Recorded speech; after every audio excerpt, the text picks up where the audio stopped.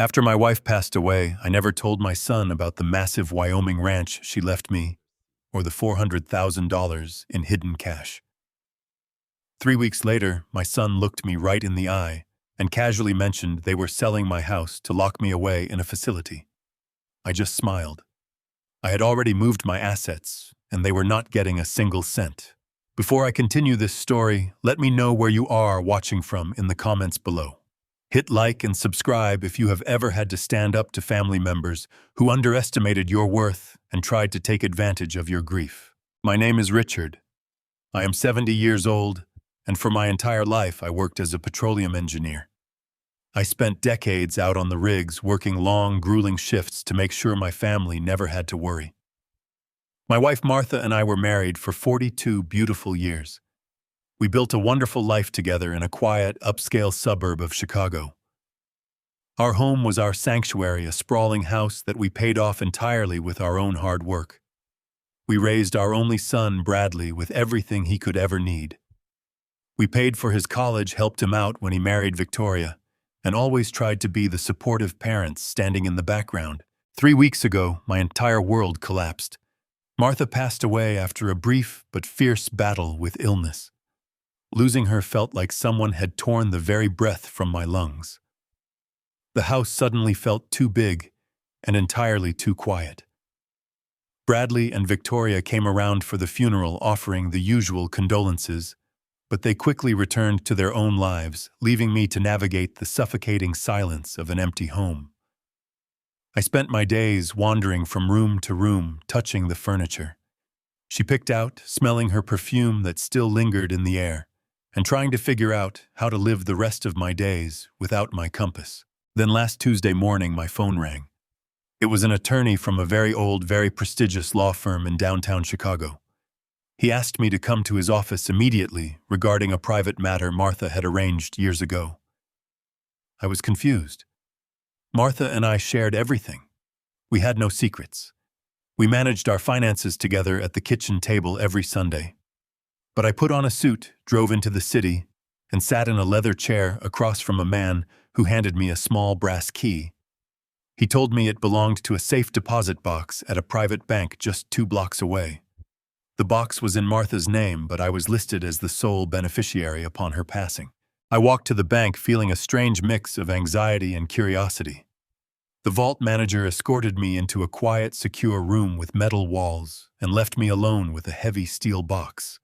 My hands were actually shaking as I turned the key and lifted the lid. I honestly expected to find old love letters, maybe some family heirlooms or vintage jewelry she had tucked away for safekeeping. Instead, I found stacks of perfectly bound $100 bills, $400,000 in raw cash. My heart hammered against my ribs as I stared at the money. But that was not all. Beneath the stacks of cash was a thick manila envelope containing a legal deed and a handwritten letter from my wife. I unfolded the letter, recognizing Martha's elegant handwriting immediately. The ink was slightly faded, written perhaps a decade ago. In the letter, Martha explained everything. The money and the deed belonged to a massive 5,000-acre ranch in Wyoming. It was a secret inheritance from her estranged father. I knew her father had been a difficult, toxic man who used his wealth to control people. Martha had cut ties with him long before we met. What I did not know was that when he died, he left his entire estate to her. She wrote that she hid this wealth from me and from Bradley because she wanted to protect our family from the toxic influence of unearned money. She wanted Bradley to grow up grounded, to learn the value of hard work, and to build his own life without waiting for a handout. She wanted our marriage to be built on love and partnership, not on managing a massive fortune. The most shocking part was a secondary document attached to the deed. The Wyoming ranch was not just sitting empty. It was currently leased to a major mineral and natural gas corporation. That land was quietly generating $50,000 every single month in royalties. This money had been funneling into a private trust for years, completely untouched. I sat in that quiet metal room for over an hour, completely overwhelmed by emotion.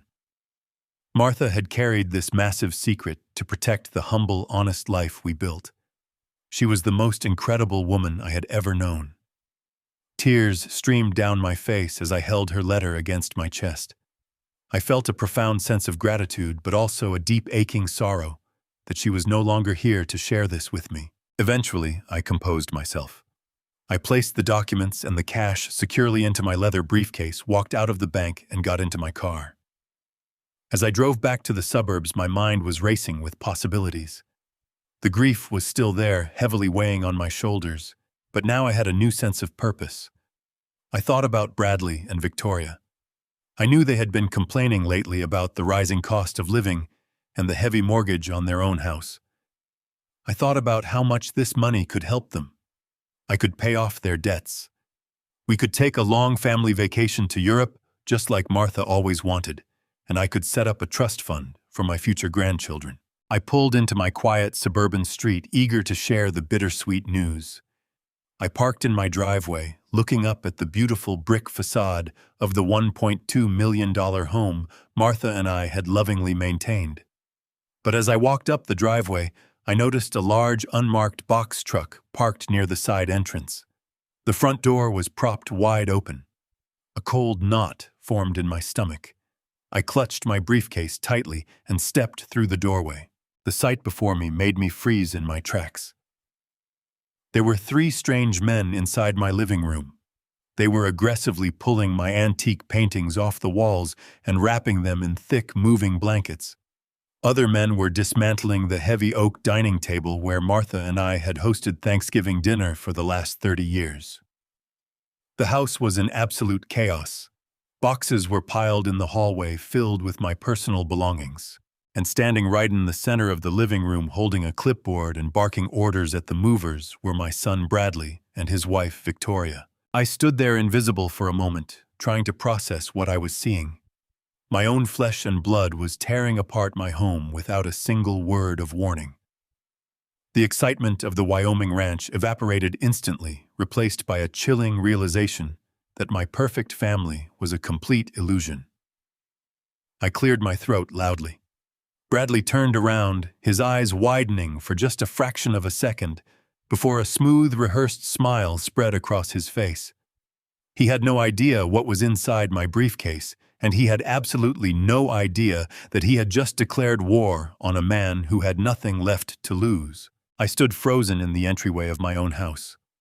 My polished leather shoes felt glued to the hardwood floor as I watched 3 burly men in gray uniforms haul my belongings toward the front door. One of them was currently wrestling with a heavy gilded mirror that Martha and I had purchased on our 10th anniversary in Charleston. Another was carelessly shoving my antique grandfather clock into a thick layer of industrial plastic wrap. The beautiful Persian rug that usually tied the whole living room together was already rolled up and tossed into a dark corner. The entire house was in a state of absolute chaotic ruin. And standing right in the massive center of it all, pointing and directing the movers like a seasoned project manager, was my son Bradley. He was wearing his expensive designer jeans and a crisp linen shirt, looking completely at ease while tearing apart the sanctuary his mother and I had built. Victoria stepped out from the kitchen holding a steaming cup of coffee. She was wearing a sharp white blazer, carrying herself as if she already owned the property and was simply preparing it for an open house. She did not look like a woman who was actively mourning her beloved mother-in-law. She looked incredibly satisfied. I gripped the handle of my heavy leather briefcase tightly. Inside sat $400,000 in raw cash and the legal key to a future they knew absolutely nothing about. I cleared my throat loudly. Bradley spun around. For a fraction of a second, his eyes widened in sheer panic. But then a smooth, rehearsed smile spread across his face.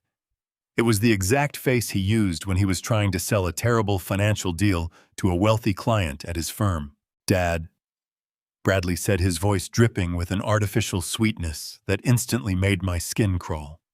"We did not expect you back from the city so soon. I thought you told us you were going to be out all afternoon dealing with the estate lawyers." "What exactly is going on here, Bradley?"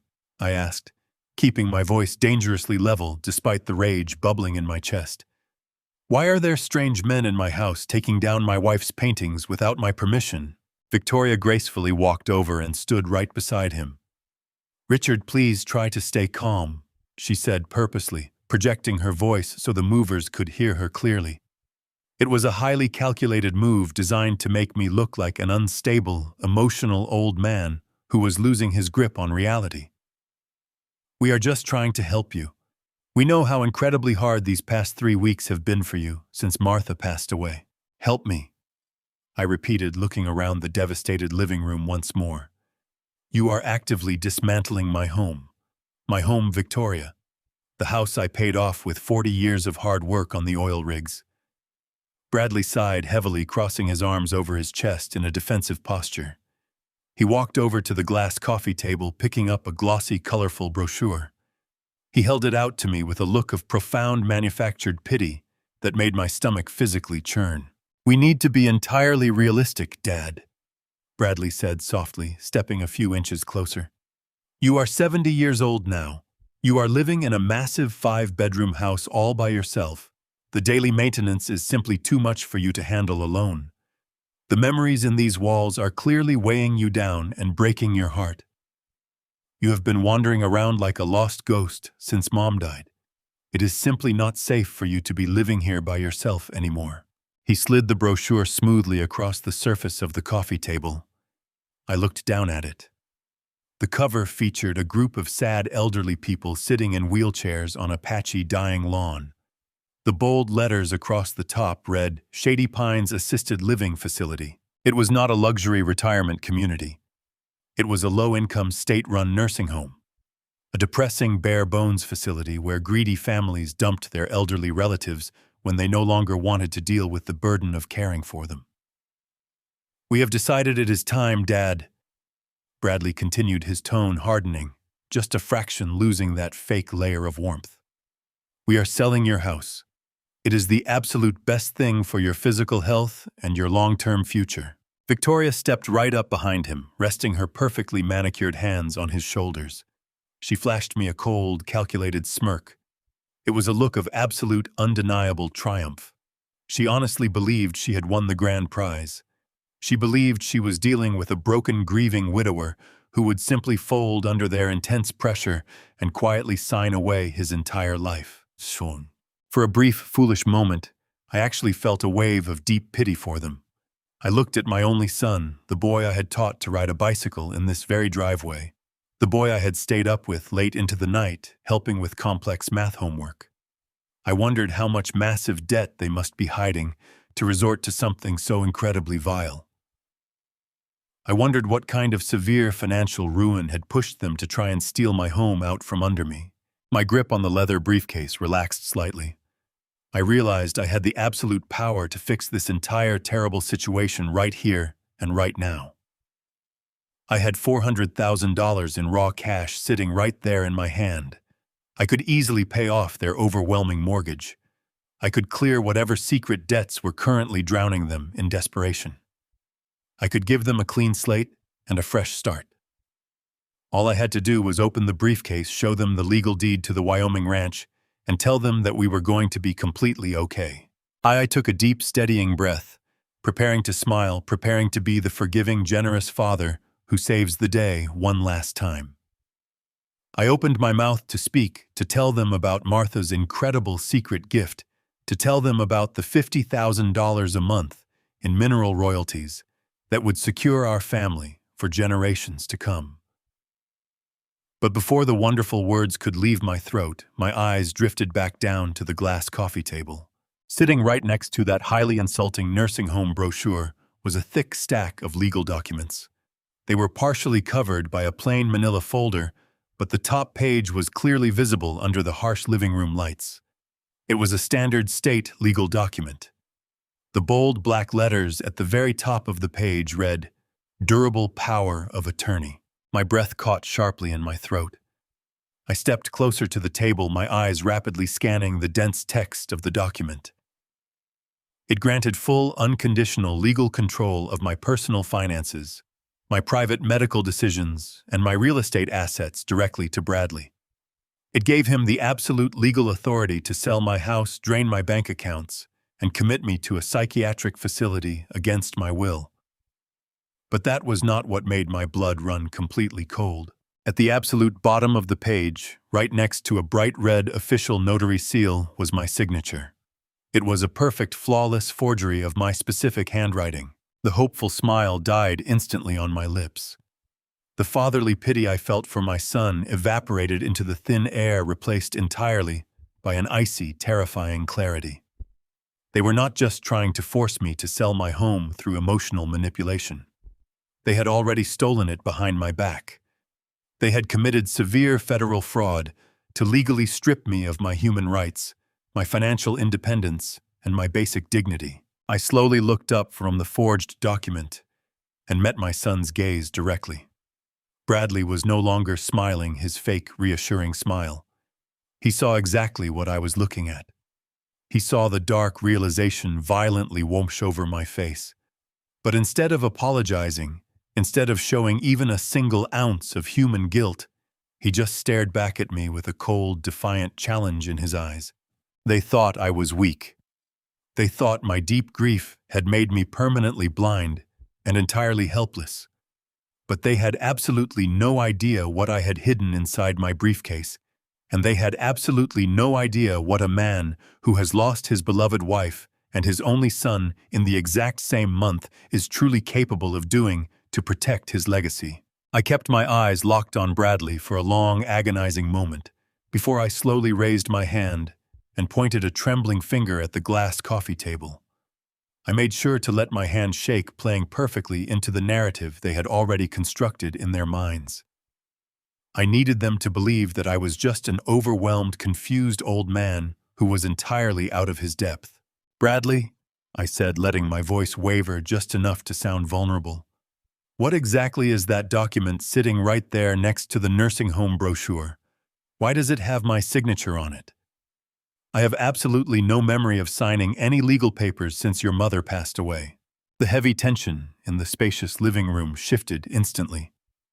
The cold, defiant challenge in Bradley's eyes vanished, replaced by a sudden, frantic calculation. He glanced at Victoria silently, asking her to take the lead. Victoria did not miss a single beat.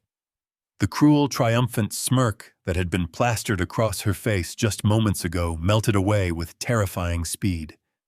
In the blink of an eye, she transformed into the absolute picture of radiant empathy. Her posture softened, her shoulders dropped, and she let out a long, sympathetic sigh that sounded so remarkably genuine it almost made me doubt my own sanity. She walked over to the coffee table with slow, measured steps, completely ignoring the forged power of attorney document. Instead, she reached for a thick, unmarked manila folder that had been sitting just beneath it. She picked it up, carefully clutching it to her chest as she approached me. Her dark eyes were swimming with artificial sorrow. "Richard, we did not want to have this conversation like this," Victoria murmured softly, reaching out to gently touch my forearm. I had to force myself not to pull away from her toxic grip. "We were trying to spare you the profound pain of facing the harsh reality of your current medical situation." "My medical situation?" I echoed, furrowing my brow in feigned confusion. "I am perfectly healthy. My heart is strong, and my blood pressure is completely normal. What on earth are you talking about, Victoria?" She opened the manila folder and pulled out a stack of crisp hospital records. I recognized the official letterhead immediately. It was from the exact same private hospital where Martha had spent her final days. Victoria flipped to the third page and handed it to me with a look of profound, theatrical sadness. "We spoke to Dr. Arrington on the day Martha passed," she said, her voice dropping to a gentle, comforting whisper. "He was incredibly concerned about you, Richard. He pulled Bradley aside in the hallway and asked him to keep a very close eye on your deteriorating mental state." I looked down at the document in my trembling hands. It was a genuine medical chart stamped and dated by Martha's primary physician. But highlighted in bright yellow marker near the bottom of the page was a handwritten note added to the margins. It read, "Patient's husband is showing severe signs of grief-induced cognitive decline. Recommend immediate psychiatric evaluation and full-time supervision to prevent accidental self-harm." I stared at those highlighted words, my mind racing to comprehend how they had managed to secure something so incredibly damning. Dr. Arrington was a busy man. I had barely spoken to him during Martha's final hours because I was too busy holding her fragile hand and praying for a miracle. Bradley must have cornered him in the chaotic hospital corridor, spinning a tragic tale of an unstable, weeping father who was completely losing his mind. They had planted the dark seed of my insanity before my beloved wife was even cold in her hospital bed. Before I could even process the sheer depth of their betrayal, Bradley stepped forward and firmly grabbed both of my hands. His grip was tight, almost restrictive, as if he were trying to physically anchor me to the hardwood floor. He looked deep into my eyes, and for a fleeting second, I almost believed the intense, overwhelming sorrow written across his face. He was an incredibly talented liar. "Dad, you have to listen to us," Bradley pleaded, his voice cracking with manufactured emotion. "You are not well. The grief has completely shattered your mind. You just do not realize how bad it has actually gotten over these last 3 agonizing weeks." "I am fine," I protested weakly, playing my pathetic part to perfection. "I am just mourning your beautiful mother. That is perfectly normal for a man who just lost his entire world." "It is not just mourning, Dad," Bradley insisted, squeezing my hands tighter. "You have been wandering around this massive house in the middle of the night, talking to the walls. Last Tuesday, Victoria came over to drop off some groceries, and she found the front door wide open and the gas stove left burning on high. You could have burned the entire house down, Dad. You have completely stopped eating unless we physically put the food right in front of you. You are slipping away from us, and I cannot bear the thought of losing you right after losing Mom." I stared at my son in absolute disbelief. None of what he was saying was remotely true. I had never left the stove on. I had never ever left the heavy front door wide open. I had been perfectly capable of making my own meals and maintaining my daily routine. They were actively constructing a completely fabricated history, building an airtight legal narrative of my rapid mental collapse. They were gaslighting me in my own living room, slowly tightening the invisible noose around my neck. "I honestly, truly do not remember any of that happening," I whispered, letting my gaze drop to the floor, projecting the pitiful image of a broken, deeply confused elder. "We know you do not remember, Richard," Victoria chimed in, stepping closer to gently rub my back in a soothing motion. "That is exactly why we had to step in immediately. That is why we had to take full control of the situation before you accidentally hurt yourself." I slowly looked back up at the glass coffee table, pointing a shaking finger at the forged legal document one more time. "But my signature. I did not sign that paper, Bradley. I would absolutely never sign over my entire life to you without reading the terms." Bradley released my trembling hands and took an incredibly deep, steadying breath. He looked deeply and directly into my eyes, his facial expression shifting perfectly into one of profound, unwavering nobility. He stood tall, projecting the heroic image of a highly devoted son, making a terrible, heavy sacrifice for the greater good of his aging, ailing father. "We forged it to save you the stress of paperwork, Dad," Bradley confessed softly, his voice echoing with absolute unapologetic conviction in the silent, empty living room. "We are actively selling the house to get you into a premium round-the-clock luxury care facility, where you will always be completely and incredibly safe. We are simply just protecting you." I heard the words leaving my son's mouth, but my brain refused to accept them for a long moment. "We forged it to save you the stress. We are just protecting you." The sheer audacity of the lie was so massive, so incredibly hollow, that a violent wave of pure rage flared up inside my chest. I wanted to scream. I wanted to reach across that glass coffee table, grab the collar of his expensive linen shirt, and physically throw him out of my house. I wanted to pull the $400,000 in cash from my briefcase and throw it in his deceitful face to watch his world crumble. But I did not move a single muscle. I am a retired petroleum engineer. My entire career was built on maintaining absolute composure during high-pressure blowouts on offshore drilling rigs. When combustible gas fills the air, you do not panic. You analyze the structural integrity of the system, identify the lethal threats, and execute a precise sequence to survive the explosion. Right now, I was looking at a massive catastrophic blowout. If I fought them right here, I would lose everything. Bradley had just shown me the ultimate weapon. He had a medical document signed by a legitimate doctor claiming I was suffering from severe grief-induced cognitive decline. If I raised my voice, if I showed anger, if I called the police to report the forgery, Victoria would immediately use that exact anger as undeniable proof of my mental instability. They would call the authorities, show them the highlighted note, and use the forged power of attorney to legally drag me out of my own home. I would be locked away in a psychiatric ward before the sun went down, stripped of every human right I possessed. I realized with terrifying clarity that I was trapped in a corner. The only way to survive this trap was to make them believe it had worked perfectly. I had to play the fool. I had to become the exact pathetic, broken version of myself that they desperately needed me to be. I let out a long, shaky breath, making sure it sounded like a heavy sigh of defeat. I purposely relaxed my posture, letting my shoulders slump forward, as if the invisible weight of my grief was suddenly too much for my fragile bones to bear. I lowered my chin, breaking eye contact with Bradley, and stared blankly at the floorboards. I let my hands drop to my sides, allowing my grip on the heavy leather briefcase to loosen just enough to look entirely harmless. "You really think this is for the best, Bradley?" I asked, keeping my voice incredibly soft, injecting it with a frail, wavering tone of profound confusion. "You really think I cannot take care of myself anymore?" Bradley immediately seized the opportunity to solidify his victory. He placed his hands on my shoulders, his grip firm and patronizing. "I know it is hard to hear, Dad, but yes, we honestly believe this is the only way to keep you safe. You need professional care. The facility we found is wonderful. You will be comfortable and you will not have to worry about maintaining this giant empty house anymore. Let us handle all the complicated legal paperwork. You just need to rest and focus on finding some peace." Victoria chimed in, her voice dripping with that same artificial, sickeningly sweet empathy.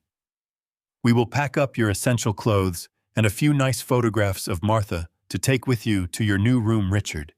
You do not need to lift a single finger. We have everything completely under control." I nodded slowly, deliberately, making my movements sluggish and unsure. I raised a trembling hand to my face and rubbed my eyes, pretending to wipe away tears of overwhelmed exhaustion.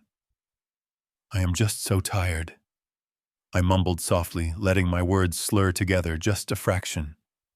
"I am so incredibly tired, Bradley. I miss your mother so much. Nothing makes any sense without her." "We know, Dad," Bradley said, patting my shoulder with a hollow, rehearsed affection. "Just go to your room and lie down. We will finish directing the movers and handle the rest of the packing out here. We will wake you when it is time to have dinner." I nodded one last time, turned around, and began to slowly shuffle down the long hallway toward my master bedroom. I dragged my feet across the hardwood floor, making sure my steps sounded heavy and completely defeated. Every fiber of my being wanted to turn around and fight, but my mind kept forcing my body to play the part. I reached my bedroom door opened. It stepped inside and gently closed it behind me. The moment the bedroom door clicked shut, the frail, confused old man vanished completely. I stood up straight, my breathing steady and my mind razor-sharp. I quietly locked the door and placed my heavy leather briefcase securely inside the bottom drawer of my heavy oak dresser, burying it beneath a stack of thick winter sweaters. I sat down on the edge of the mattress, listening to the muffled sounds of the movers dismantling the rest of my home. I could hear the heavy thud of my furniture being dragged across the floor.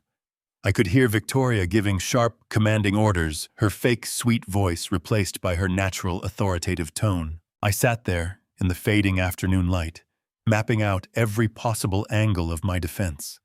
I needed solid proof. I needed to uncover the real reason they were rushing to liquidate $1 million asset. This forged power of attorney and the sudden lie about a nursing home were desperate measures.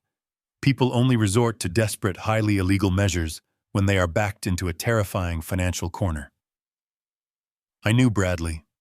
I knew he was arrogant and careless. He would leave a digital trail, a paper trail, or a verbal clue. I just needed to find it. I stayed in my bedroom for the rest of the evening.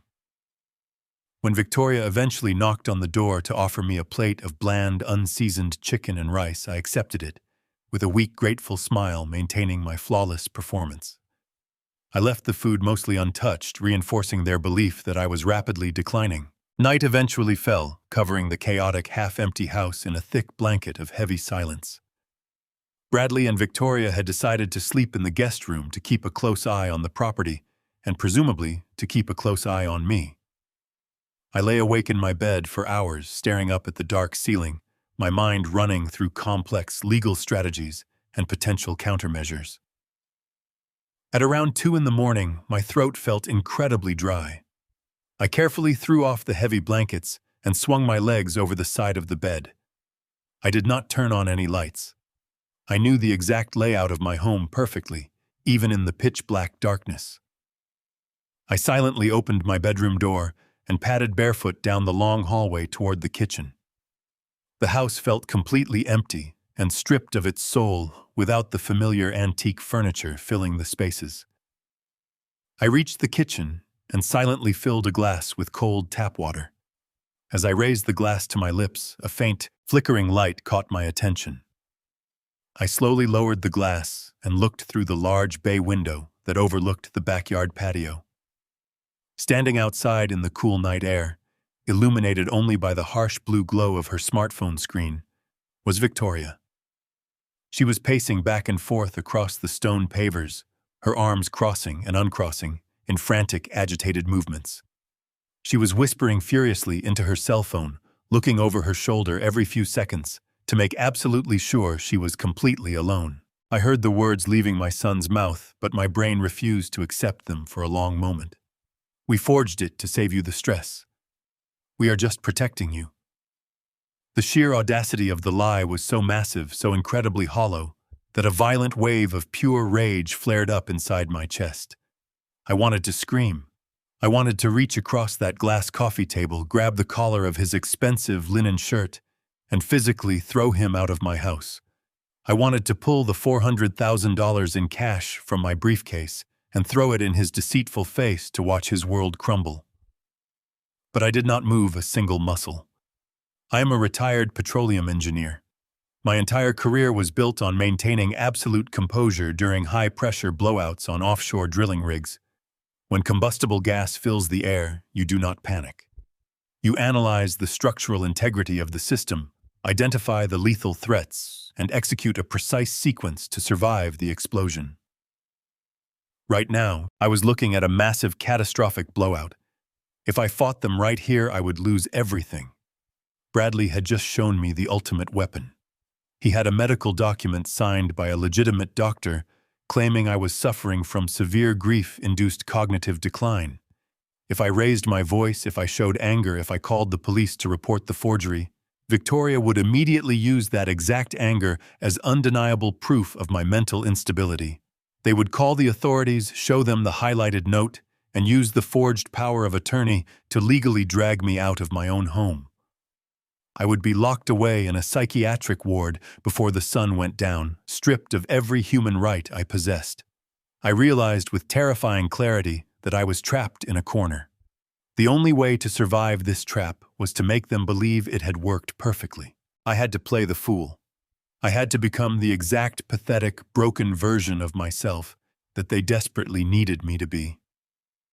I let out a long, shaky breath, making sure it sounded like a heavy sigh of defeat. I purposely relaxed my posture, letting my shoulders slump forward, as if the invisible weight of my grief was suddenly too much for my fragile bones to bear. I lowered my chin, breaking eye contact with Bradley, and stared blankly at the floorboards.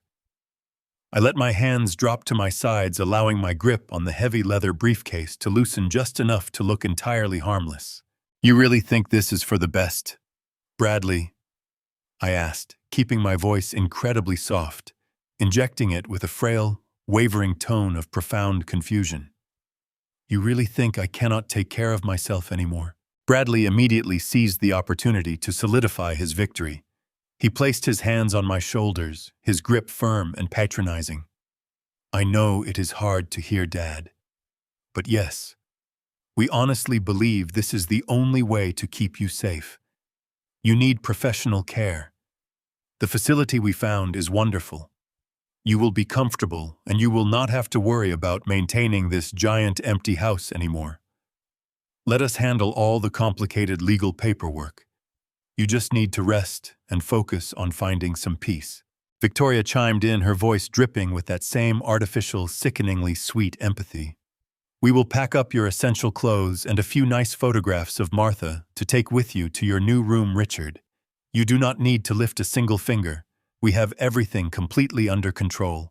I nodded slowly, deliberately, making my movements sluggish and unsure. I raised a trembling hand to my face and rubbed my eyes, pretending to wipe away tears of overwhelmed exhaustion. I am just so tired, I mumbled softly, letting my words slur together just a fraction. I am so incredibly tired, Bradley. I miss your mother so much.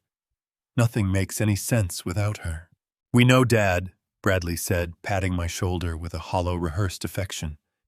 Just go to your room and lie down. We will finish directing the movers and handle the rest of the packing out here. We will wake you when it is time to have dinner. I nodded one last time, turned around, and began to slowly shuffle down the long hallway toward my master bedroom. I dragged my feet across the hardwood floor, making sure my steps sounded heavy and completely defeated. Every fiber of my being wanted to turn around and fight, but my mind kept forcing my body to play the part. I reached my bedroom door, opened it, stepped inside, and gently closed it behind me. The moment the bedroom door clicked shut, the frail, confused old man vanished completely. I stood up straight, my breathing steady and my mind razor-sharp. I quietly locked the door and placed my heavy leather briefcase securely inside the bottom drawer of my heavy oak dresser, burying it beneath a stack of thick winter sweaters. I sat down on the edge of the mattress, listening to the muffled sounds of the movers dismantling the rest of my home. I could hear the heavy thud of my furniture being dragged across the floor. I could hear Victoria giving sharp, commanding orders, her fake, sweet voice replaced by her natural, authoritative tone. I sat there in the fading afternoon light, mapping out every possible angle of my defense.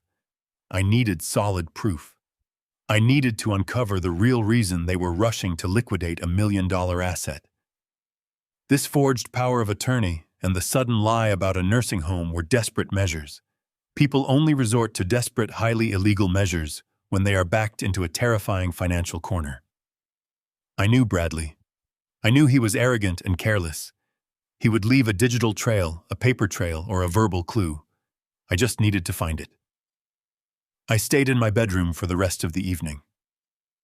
When Victoria eventually knocked on the door to offer me a plate of bland, unseasoned chicken and rice, I accepted it with a weak, grateful smile, maintaining my flawless performance. I left the food mostly untouched, reinforcing their belief that I was rapidly declining. Night eventually fell, covering the chaotic, half-empty house in a thick blanket of heavy silence. Bradley and Victoria had decided to sleep in the guest room to keep a close eye on the property, and presumably to keep a close eye on me. I lay awake in my bed for hours, staring up at the dark ceiling, my mind running through complex legal strategies and potential countermeasures. At around 2 a.m, my throat felt incredibly dry. I carefully threw off the heavy blankets and swung my legs over the side of the bed. I did not turn on any lights. I knew the exact layout of my home perfectly, even in the pitch-black darkness. I silently opened my bedroom door and padded barefoot down the long hallway toward the kitchen. The house felt completely empty and stripped of its soul, without the familiar antique furniture filling the spaces. I reached the kitchen and silently filled a glass with cold tap water. As I raised the glass to my lips, a faint, flickering light caught my attention. I slowly lowered the glass and looked through the large bay window that overlooked the backyard patio. Standing outside in the cool night air, illuminated only by the harsh blue glow of her smartphone screen, was Victoria. She was pacing back and forth across the stone pavers, her arms crossing and uncrossing in frantic, agitated movements. She was whispering furiously into her cell phone, looking over her shoulder every few seconds to make absolutely sure she was completely alone. I pressed my back flat against the cool plaster of the kitchen wall, holding my breath so tightly that my chest began to ache. Victoria was standing just a few feet away on the other side of the glass. The pale moonlight cast long, distorted shadows across the cold stone patio. I slowly set my glass of water down on the granite counter, making sure the base did not make the slightest clink. My eyes remained fixed on my daughter-in-law. She was still pacing, her movements sharp and entirely erratic. The soft blue light from her smartphone screen illuminated her face, highlighting an intense, almost manic expression that I had never seen her wear during the day. I needed to know what was causing her so much profound panic in the middle of the night. I silently crept closer to the bay window. The old wooden frame had a slight gap near the bottom latch, a tiny structural flaw I had meant to fix last summer. I carefully placed my fingers on the brass handle and applied just enough upward pressure to crack the window open a fraction of an inch more. The cool night breeze instantly slipped into the dark kitchen, carrying with it the faint muffled sound of her hushed and secretive voice. I strained my ears, closing my eyes to focus entirely on the fragmented audio. I could not make out the exact words she was speaking. The rustling wind through the oak trees in the backyard masked the specific details of her frantic conversation, but I could distinctly hear the sharp, aggressive tone of her delivery. She was not talking to Bradley. The cadence of her voice was completely wrong for a conversation with her husband. She sounded defensive, almost pleading at certain moments, and then immediately snapping back with a harsh, demanding edge. It sounded exactly like a high-stakes negotiation rapidly falling apart. She ran a hand through her hair, shaking her head vigorously as she listened to whatever the person on the other end of the line was telling her. I watched her end the call abruptly, her fingers trembling slightly as she shoved the phone deep into the pocket of her sleek blazer. She stood completely still for a moment, staring out into the dark expanse of the manicured lawn, as if she were waiting for something to jump out from the thick shadows. Then she let out a long, ragged breath and reached into her other pocket. What she pulled out made my blood run entirely cold. It was a familiar bright orange plastic bottle. I recognized the label instantly. It was the expensive premium memory supplement that Victoria had so graciously purchased for me earlier that week. She had handed it to me with such a sweet, caring smile, telling me that the natural vitamins would help clear away the heavy mental fog caused by my deep grief. She had even bought a weekly pill organizer, carefully sorting the capsules for me so I would not have to worry about remembering my daily dosage. I watched in paralyzed horror as she unscrewed the cap of the orange bottle. She did not take a pill for herself. Instead, she walked over to the edge of the patio right where Martha used to plant her rose bushes. Victoria crouched down, opened the plastic bottle, and began pulling apart the large gelatin capsules one by one.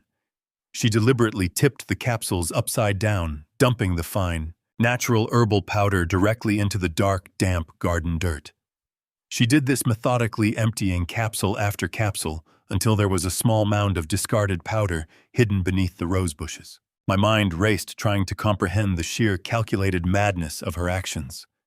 Why would she empty out the expensive supplements she had insisted I take every single morning?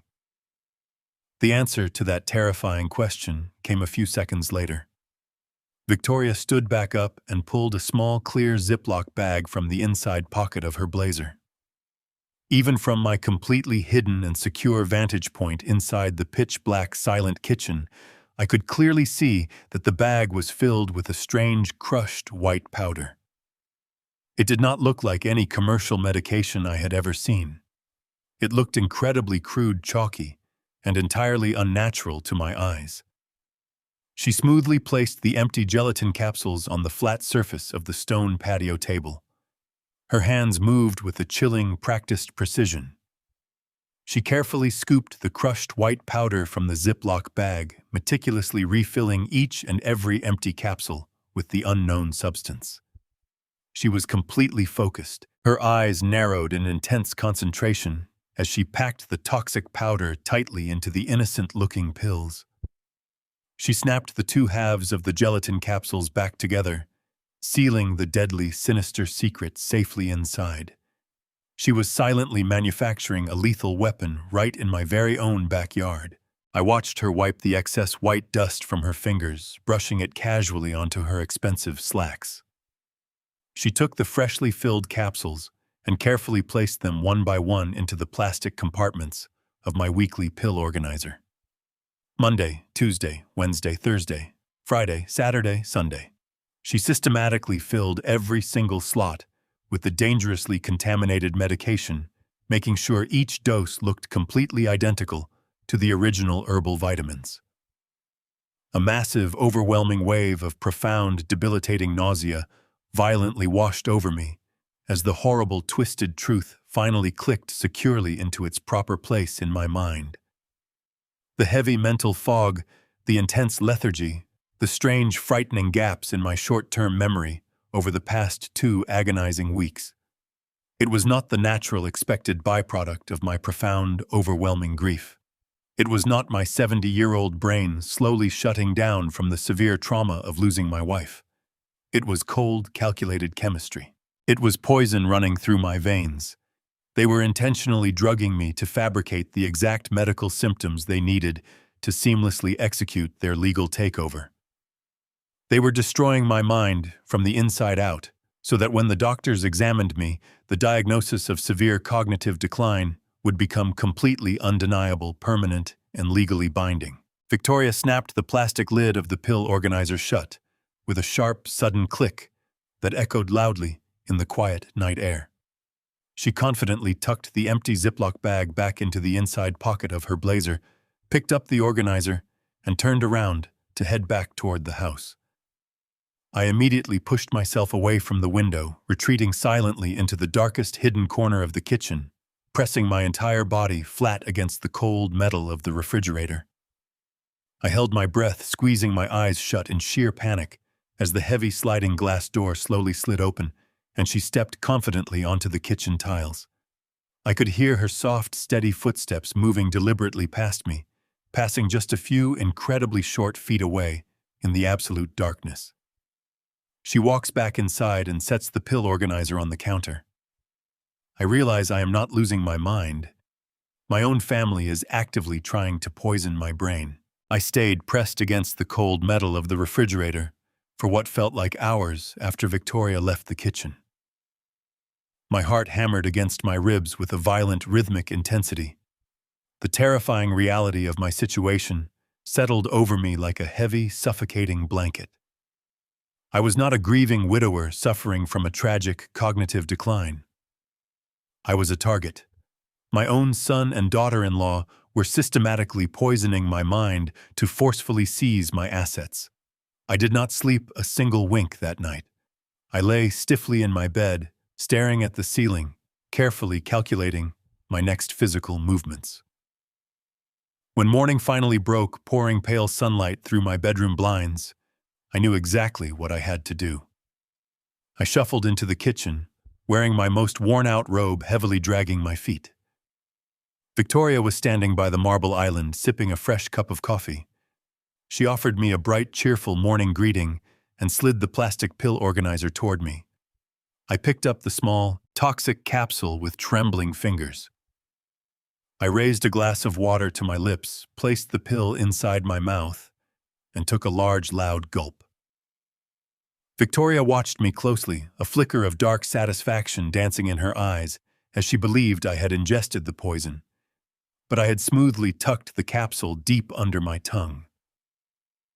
The moment she turned her back to check her phone, I spit the dissolving capsule into a paper napkin and shoved it deep into the pocket of my robe. Bradley came downstairs a few minutes later, adjusting his expensive silk tie. They kissed each other goodbye, offered me a few fake patronizing words of comfort, and finally walked out the front door. I stood by the front window, holding my breath, as I watched their luxury sedan pull out of the driveway and disappear down the quiet suburban street. The moment their car turned the final corner, the pathetic broken old man act completely vanished. My posture straightened. The lingering mental fog that had plagued me for weeks was already beginning to lift, replaced by the sharp, analytical focus of a seasoned engineer. I immediately turned around and marched straight down the hallway toward Bradley's home office. The room was meticulously organized, filled with modern minimalist furniture that Martha had always absolutely hated. Sitting in the very center of his sleek glass desk was his high-end custom-built desktop computer. Bradley was incredibly arrogant, but he was not nearly as smart as he believed himself to be.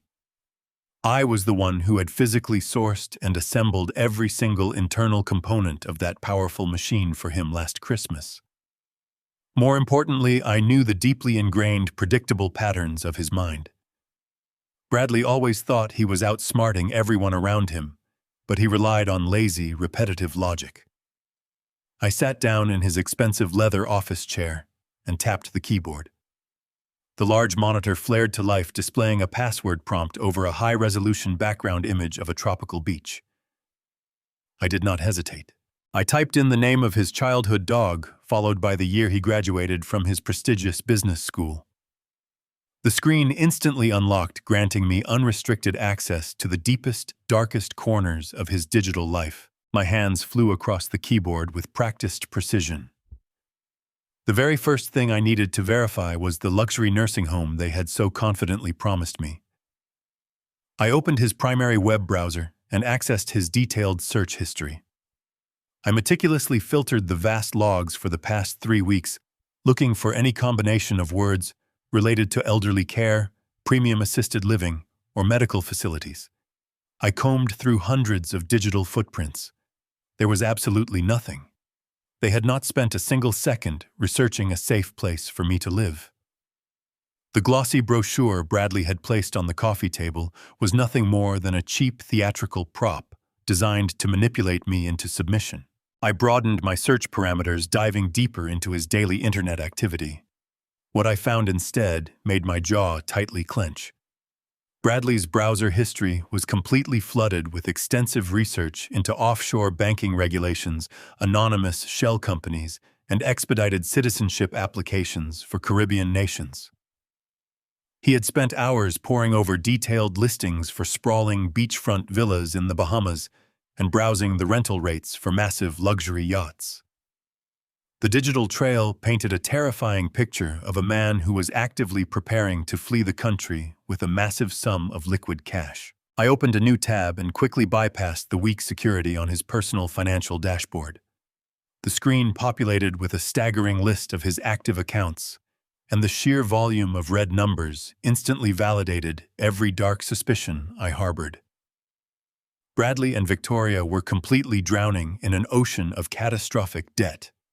They had maxed out multiple high-limit credit cards on lavish vacations, designer wardrobes, and fine dining. But the most alarming discovery was a glaring final notice from an unregulated offshore lending firm. The aggressive, threatening language in the digital document detailed a massive, deeply delinquent loan of $800,000. They had leveraged their entire future on high-risk speculative investments that had clearly imploded, leaving them entirely at the mercy of incredibly dangerous people. They were not forcing me out of my home simply because they were greedy. They were sacrificing my life because they were desperate, cornered animals trying to save their own skins from a syndicate that would not hesitate to destroy them. They needed the $1.2 million from the sale of my house to pay off the terrifying debt and fund their cowardly escape to a tropical paradise, leaving me completely abandoned in a bleak, windowless, state-run asylum. My chest heaved with a cold, calculated fury as I minimized the financial dashboard. I needed to see exactly how far along they were in this sickening process.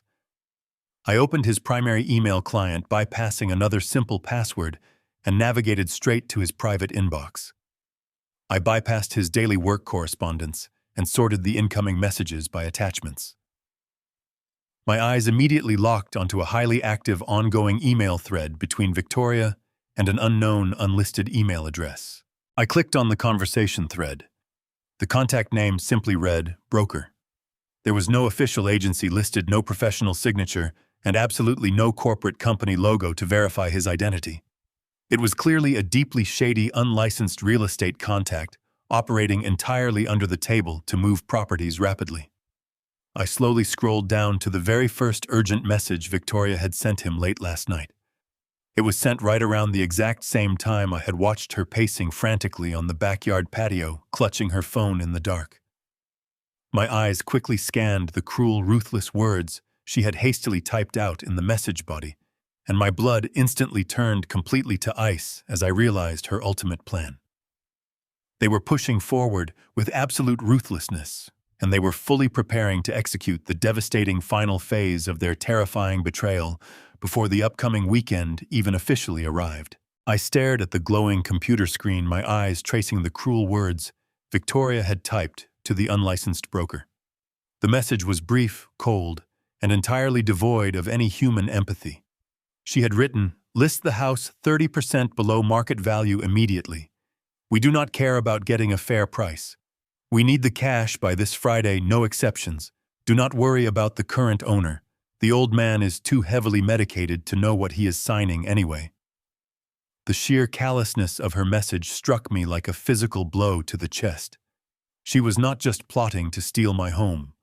She was actively mocking my perceived mental decline, treating my life as nothing more than a convenient, disposable stepping stone to save her own skin. I sat in Bradley's expensive leather office chair, my hands gripping the armrests so tightly that my knuckles turned completely white. My own son, the boy I had raised with every ounce of love and dedication I possessed, had brought this ruthless, calculating woman into our family. Together, they had meticulously orchestrated a plan to strip me of my dignity, my home, and my future.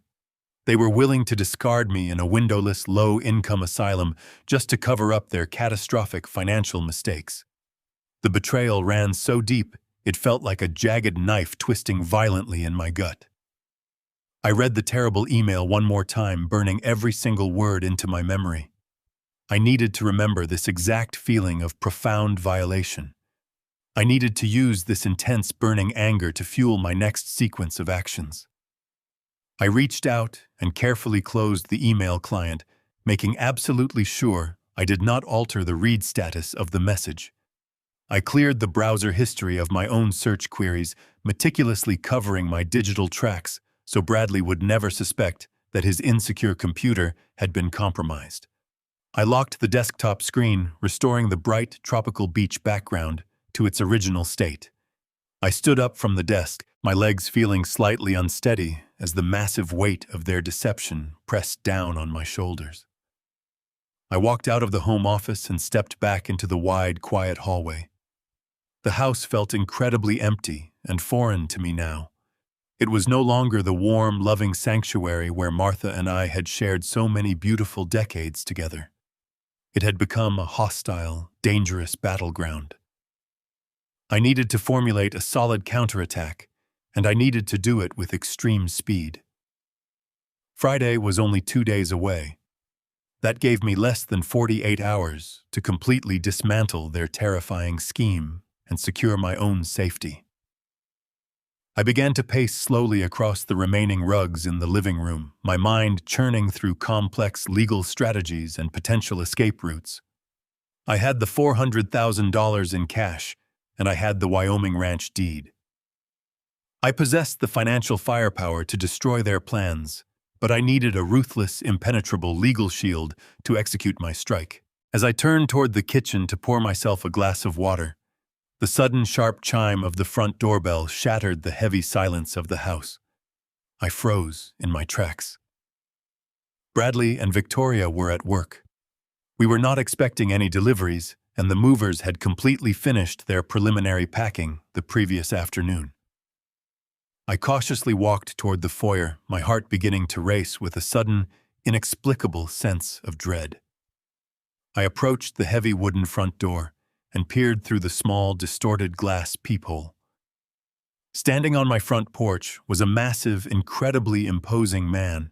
He was wearing a dark leather jacket over a plain black t-shirt, and his thick neck was completely covered in dark, aggressive tattoos. He did not look like a salesman, and he certainly did not look like a friendly neighborhood visitor. He looked like raw, unfiltered violence. I hesitated, my hand hovering nervously over the brass deadbolt. I considered ignoring the bell, hoping he would simply walk away and leave me in peace. But the man reached out and pounded his heavy fist against the solid wood, the loud booming sound echoing violently through the empty foyer. "I know you are in there," a deep, gravelly voice barked through the thick door. "Open up right now, or I will kick this entire frame off its hinges." My breath caught in my throat. I am a 70-year-old man. I am in decent physical shape for my age, but I am absolutely no match for a giant, aggressive thug. However, I also knew that hiding in the shadows like a frightened child would not solve anything. I unlocked the deadbolt and slowly pulled the front door open, leaving the sturdy chain lock securely fastened. "Can I help you, sir?" I asked, forcing my voice to remain as calm and steady as possible. The tattooed man did not bother with pleasantries. He slammed his heavy boot violently against the bottom of the door, snapping the metal chain lock as if it were made of cheap plastic. The door flew open, knocking me backward into the foyer. I stumbled and fell hard against the hallway wall, my shoulder colliding painfully with the decorative wooden molding. Before I could even catch my breath, the massive man stepped inside my home and slammed the front door shut behind him. He closed the distance between us in 2 long, predatory strides. He reached out with a massive, calloused hand and grabbed me forcefully by the collar of my worn bathrobe. He hoisted me up against the wall, his thick fingers digging painfully into my collarbone. He leaned in incredibly close. I could smell the harsh, acrid scent of stale tobacco and cheap cologne radiating from his clothes. He did not care that I was an elderly, defenseless man. He looked at me with a cold, dead expression that sent a genuine spike of primal terror straight down my spine. "You must be Bradley's father," the man snarled, his deep voice vibrating with absolute, terrifying menace. "You are going to deliver a very urgent message to your pathetic, cowardly son for me." I struggled to breathe, my toes barely touching the hardwood floor as he pinned me against the wall. "I do not know what you are talking about." I gasped out, my hands instinctively gripping his thick wrists. The man laughed, a harsh, grating sound that held absolutely no humor. He leaned in even closer, his dark, dangerous eyes narrowing into ruthless slits. "Tell your son his offshore bets are officially due," he hissed, every single word dripping with lethal intent. "He thought he could hide his catastrophic losses, but we own him. You tell him that if we do not get our $800,000 in raw cash by this Friday, we are coming back here. And if we have to come back, this entire house burns down to the ground, with you trapped inside it." He released his violent grip on my collar, letting me drop heavily to the floor. I gasped for air, clutching my bruised chest. I stared at the computer screen, my eyes tracing the cruel words Victoria typed to the unlicensed broker. The message was brief, cold, and devoid of empathy. She wrote that they needed to list the house 30% below market value immediately. She stated they did not care about a fair price because they needed cash by Friday, with no exceptions. "Do not worry about the current owner," she typed casually. "The old man is too heavily medicated to know what he is signing anyway." The sheer callousness struck me like a physical blow to the chest. She was not just plotting to steal my home. She was mocking my perceived mental decline, treating my life as nothing more than a disposable stepping stone to save her own skin. I sat in Bradley's leather office chair, gripping the armrests so tightly that my knuckles turned completely white. My own son, the boy I raised with every ounce of love, had brought this ruthless woman into our family. Together, they orchestrated a plan to strip me of my dignity, my home, and my future.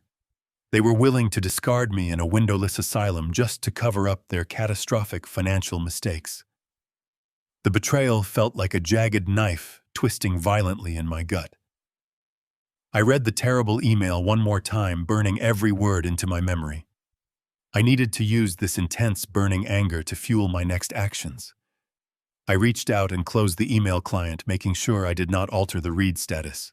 I cleared the browser history of my search queries covering my digital tracks, so Bradley would never suspect his computer had been compromised. I locked the desktop screen, restoring the bright tropical beach background to its original state. I stood up from the desk, my legs feeling slightly unsteady as the massive weight of their deception pressed down on my shoulders. I walked out of the home office and stepped back into the wide, quiet hallway.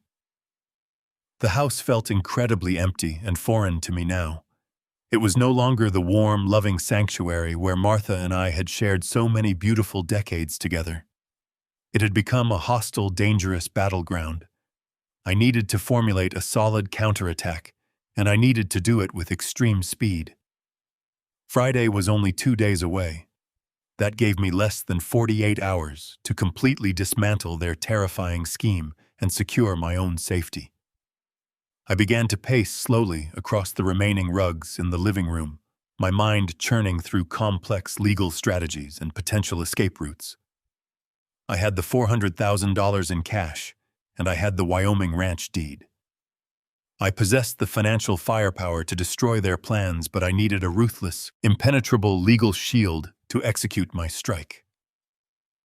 As I turned toward the kitchen to pour myself a glass of water, the sudden sharp chime of the front doorbell shattered the heavy silence of the house. I froze in my tracks. Bradley and Victoria were at work. We were not expecting any deliveries, and the movers had completely finished their preliminary packing the previous afternoon. I cautiously walked toward the foyer, my heart beginning to race with a sudden, inexplicable sense of dread. I approached the heavy wooden front door and peered through the small, distorted glass peephole. Standing on my front porch was a massive, incredibly imposing man. He was wearing a dark leather jacket over a plain black shirt, and his thick neck was completely covered in dark, aggressive tattoos. He did not look like a salesman, and he certainly did not look like a friendly neighborhood visitor. He looked like raw, unfiltered violence. I hesitated, my hand hovering nervously over the brass deadbolt. I considered ignoring the bell, hoping he would simply walk away and leave me in peace. But the man reached out and pounded his heavy fist against the solid wood, the loud booming sound echoing violently through the empty foyer. "I know you are in there," a deep, gravelly voice barked through the thick door. "Open up right now, or I will kick this entire frame off its hinges," my breath caught in my throat. I am a 70-year-old man. I am in decent physical shape for my age, but I am absolutely no match for a giant, aggressive thug. However, I also knew that hiding in the shadows like a frightened child would not solve anything. I unlocked the deadbolt and slowly pulled the front door open, leaving the sturdy chain lock securely fastened. "Can I help you, sir?" I asked, forcing my voice to remain as calm and steady as possible. The tattooed man did not bother with pleasantries. He slammed his heavy boot violently against the bottom of the door, snapping the metal chain lock as if it were made of cheap plastic. The door flew open, knocking me backward into the foyer. I stumbled and fell hard against the hallway wall, my shoulder colliding painfully with the decorative wooden molding. Before I could even catch my breath, the massive man stepped inside my home and slammed the front door shut behind him. He closed the distance between us in 2 long, predatory strides. He reached out with a massive, calloused hand and grabbed me forcefully by the collar of my worn bathrobe. He hoisted me up against the wall, his thick fingers digging painfully into my collarbone. He leaned in incredibly close. I could smell the harsh, acrid scent of stale tobacco and cheap cologne radiating from his clothes. He did not care that I was an elderly, defenseless man. He looked at me with a cold, dead expression that sent a genuine spike of primal terror straight down my spine. "You must be Bradley's father," the man snarled, his deep voice vibrating with absolute terrifying menace. "You are going to deliver a very urgent message to your pathetic, cowardly son for me." I struggled to breathe, my toes barely touching the hardwood floor as he pinned me against the wall.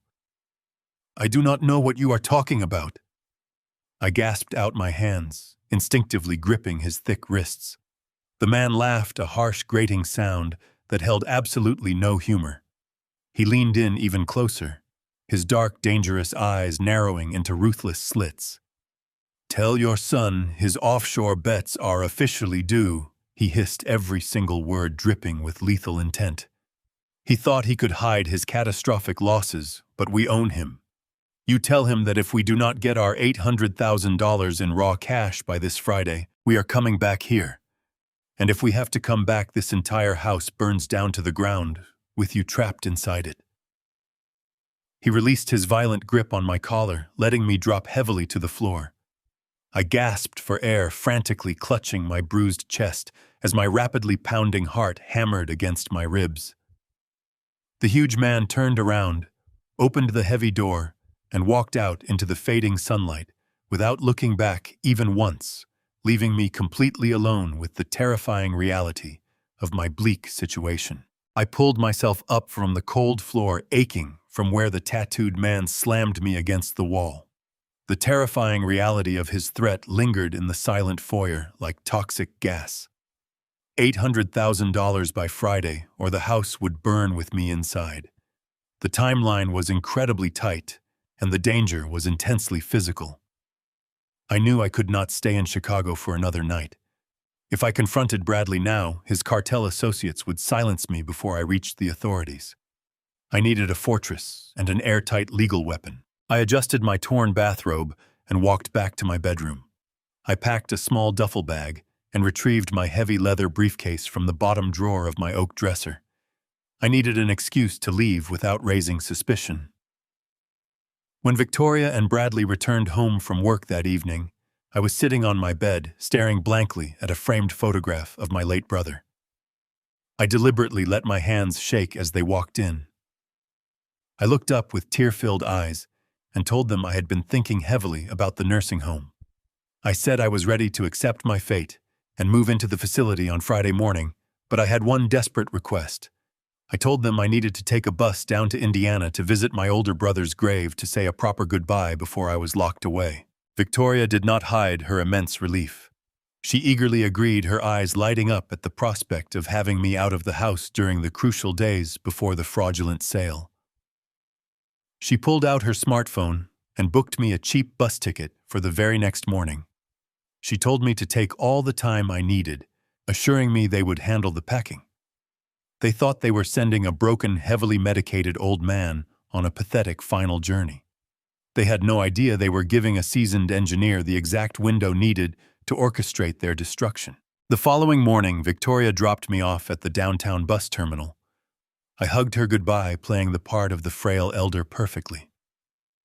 I waited until her sedan disappeared into the city traffic. Then I walked directly to the taxi stand and ordered the driver to take me straight to the international airport. I bypassed the commercial counters and paid for a direct flight to Wyoming using a private credit card Martha and I kept for emergencies. I boarded the plane, gripping my leather briefcase tightly. As the aircraft climbed above the clouds, the heavy anxiety crushing me finally dissipated. Hours later, I stood on the edge of the massive property Martha secretly left me. The Wyoming air was crisp and clean, a stark contrast to the oppressive atmosphere of my suburban home. Stretching out before me were 5,000 acres of rolling plains framed by jagged mountains. I saw the heavy machinery of the Mineral Corporation, working steadily on the horizon, pumping $50,000 a month into a secure trust my corrupt son knew nothing about. I took a deep breath, drawing strength from the vast landscape. I did not linger. I had less than 48 hours to execute my legal strike. I walked into the nearby town, a quiet community built around the local mineral industry. I headed straight for the address Martha had listed in her hidden documents. The office belonged to Harrison Wright, a highly respected corporate attorney who managed the complex land leases for the estate. I pushed open the glass door and walked into a sleek reception area. I demanded to see Harrison, immediately bypassing the confused receptionist by stating my name and connection to Martha's private trust. Harrison Wright was a tall, imposing man in his late 50s, wearing a tailored suit that radiated ruthless efficiency. He welcomed me into his spacious corner office, offering sincere condolences for Martha's recent passing.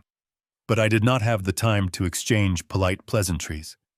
I sat down in the leather chair across from his massive desk and placed my briefcase squarely between us. I popped the brass latches and opened the lid. I watched Harrison's professional composure slip for a fraction of a second as he stared at the $400,000 in bound raw cash sitting next to the original property deed. I looked him directly in the eye and laid out the entire terrifying situation. I told him about the forged power of attorney document, the fake nursing home brochure, and the unlicensed real estate broker Victoria was using to quickly liquidate my home. I explained the massive offshore debt my son accumulated and the violent cartel enforcer who threatened to burn my house to the ground by Friday. I told Harrison that I needed to completely destroy my son's legal standing, and I needed to do it in less than 48 hours. Harrison leaned back in his chair, pressing his fingertips together as he processed the complex legal warfare I was proposing. A sharp, predatory smile slowly spread across his face. He told me my son made a catastrophic error by assuming a forged document would grant him absolute power. Harrison moved with lethal speed. He called his senior paralegal into the office and began issuing rapid, precise instructions. We used a portion of the raw cash to immediately establish an invisible, heavily shielded corporate entity. We named the corporation Apex Holdings. Harrison structured the company using anonymous corporate proxies and blind trusts, ensuring that my name would never publicly appear on any registration documents. Apex Holdings was a ghost, a massive financial entity that could operate with absolute impunity and total secrecy. Once the corporate structure was firmly in place and legally registered with the state authorities, Harrison slid a fresh stack of dense legal transfer documents across the mahogany desk toward me. He handed me a heavy gold fountain pen. He explained that a power of attorney, even a fraudulently notarized one, only grants the proxy the ability to manage assets that are actively owned by the principal individual. If the principal individual no longer owns the asset, the proxy has absolutely nothing left to sell. I took the gold pen and pressed the nib against the thick parchment paper. Right there in his quiet, secure Wyoming office, I confidently signed my name, legally transferring the entire deed of my $1.2 million Chicago home completely out of my personal possession. I gifted the property directly into the impenetrable corporate vault of Apex Holdings. I set the pen down, feeling a profound, overwhelming sense of absolute victory wash over my tired bones. The heavy burden of grief and fear that had been slowly crushing my spirit for 3 weeks was instantly replaced by a cold, calculating sense of ultimate justice.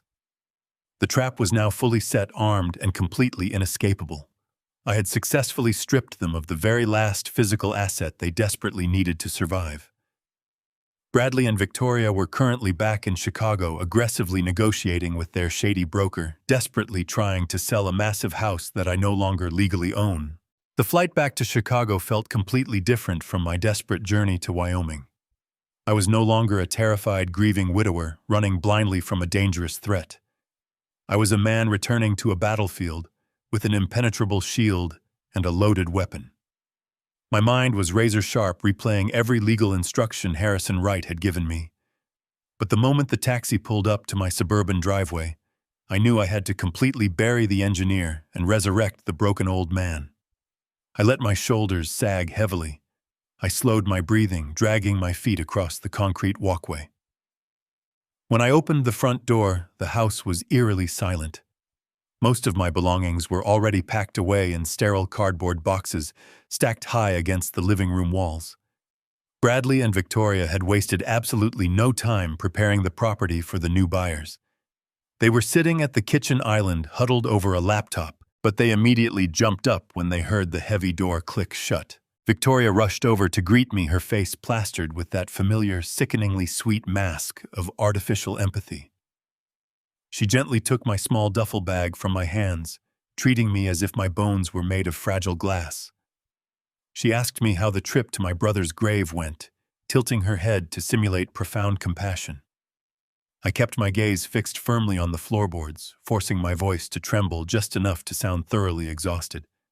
I told her the journey had taken a massive toll on my fragile heart. I muttered something incoherent about how much I missed Martha, rubbing my eyes to feign a wave of overwhelming lethargy. Bradley stepped into the hallway, his arms crossed over his chest, his eyes scanning my face to verify that the toxic modified pills he thought I was taking were still doing their intended job. I gave him a weak, vacant nod, playing the heavily medicated victim to absolute perfection. "You look incredibly tired, Dad," Bradley said softly, guiding me by the elbow toward the empty living room. "You should really go lie down and get some rest. But before you go to sleep, we just need you to handle one tiny piece of administrative paperwork. The real estate broker found a wonderful family who wants to buy the house, and we are closing the deal tomorrow morning. We just need your final official consent to push the sale through." Victoria smoothly pulled a thick stack of stapled documents from her sleek leather portfolio. She placed a heavy brass pen on top of the papers and slid them gently across the glass coffee table. I stared down at the bold black letters printing the words, "Consent to sell real estate property." My heart hammered against my ribs, but this time it was not out of fear. It was out of pure, unadulterated irony.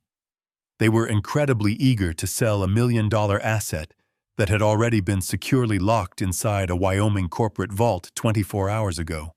I reached out for the brass pen, intentionally letting my fingers shake uncontrollably. I gripped the cool metal, hovering the nib over the designated signature line. I looked up at Victoria and Bradley, my eyes wide and pleading, perfectly simulating the terror of a confused elder signing his life away. Victoria offered a reassuring maternal nod. I pressed the pen to the paper. Instead of my usual precise, structured signature, I deliberately crafted a messy, jagged, barely legible scrawl. I let the pen slip slightly at the end, creating a clumsy streak of dark blue ink across the bottom of the page. It looked exactly like the desperate, uncoordinated signature of a man whose mind was completely failing him. Bradley quickly snatched the document off the glass table the very second I lifted the pen. He could not even hide the flash of greedy triumph that instantly illuminated his face.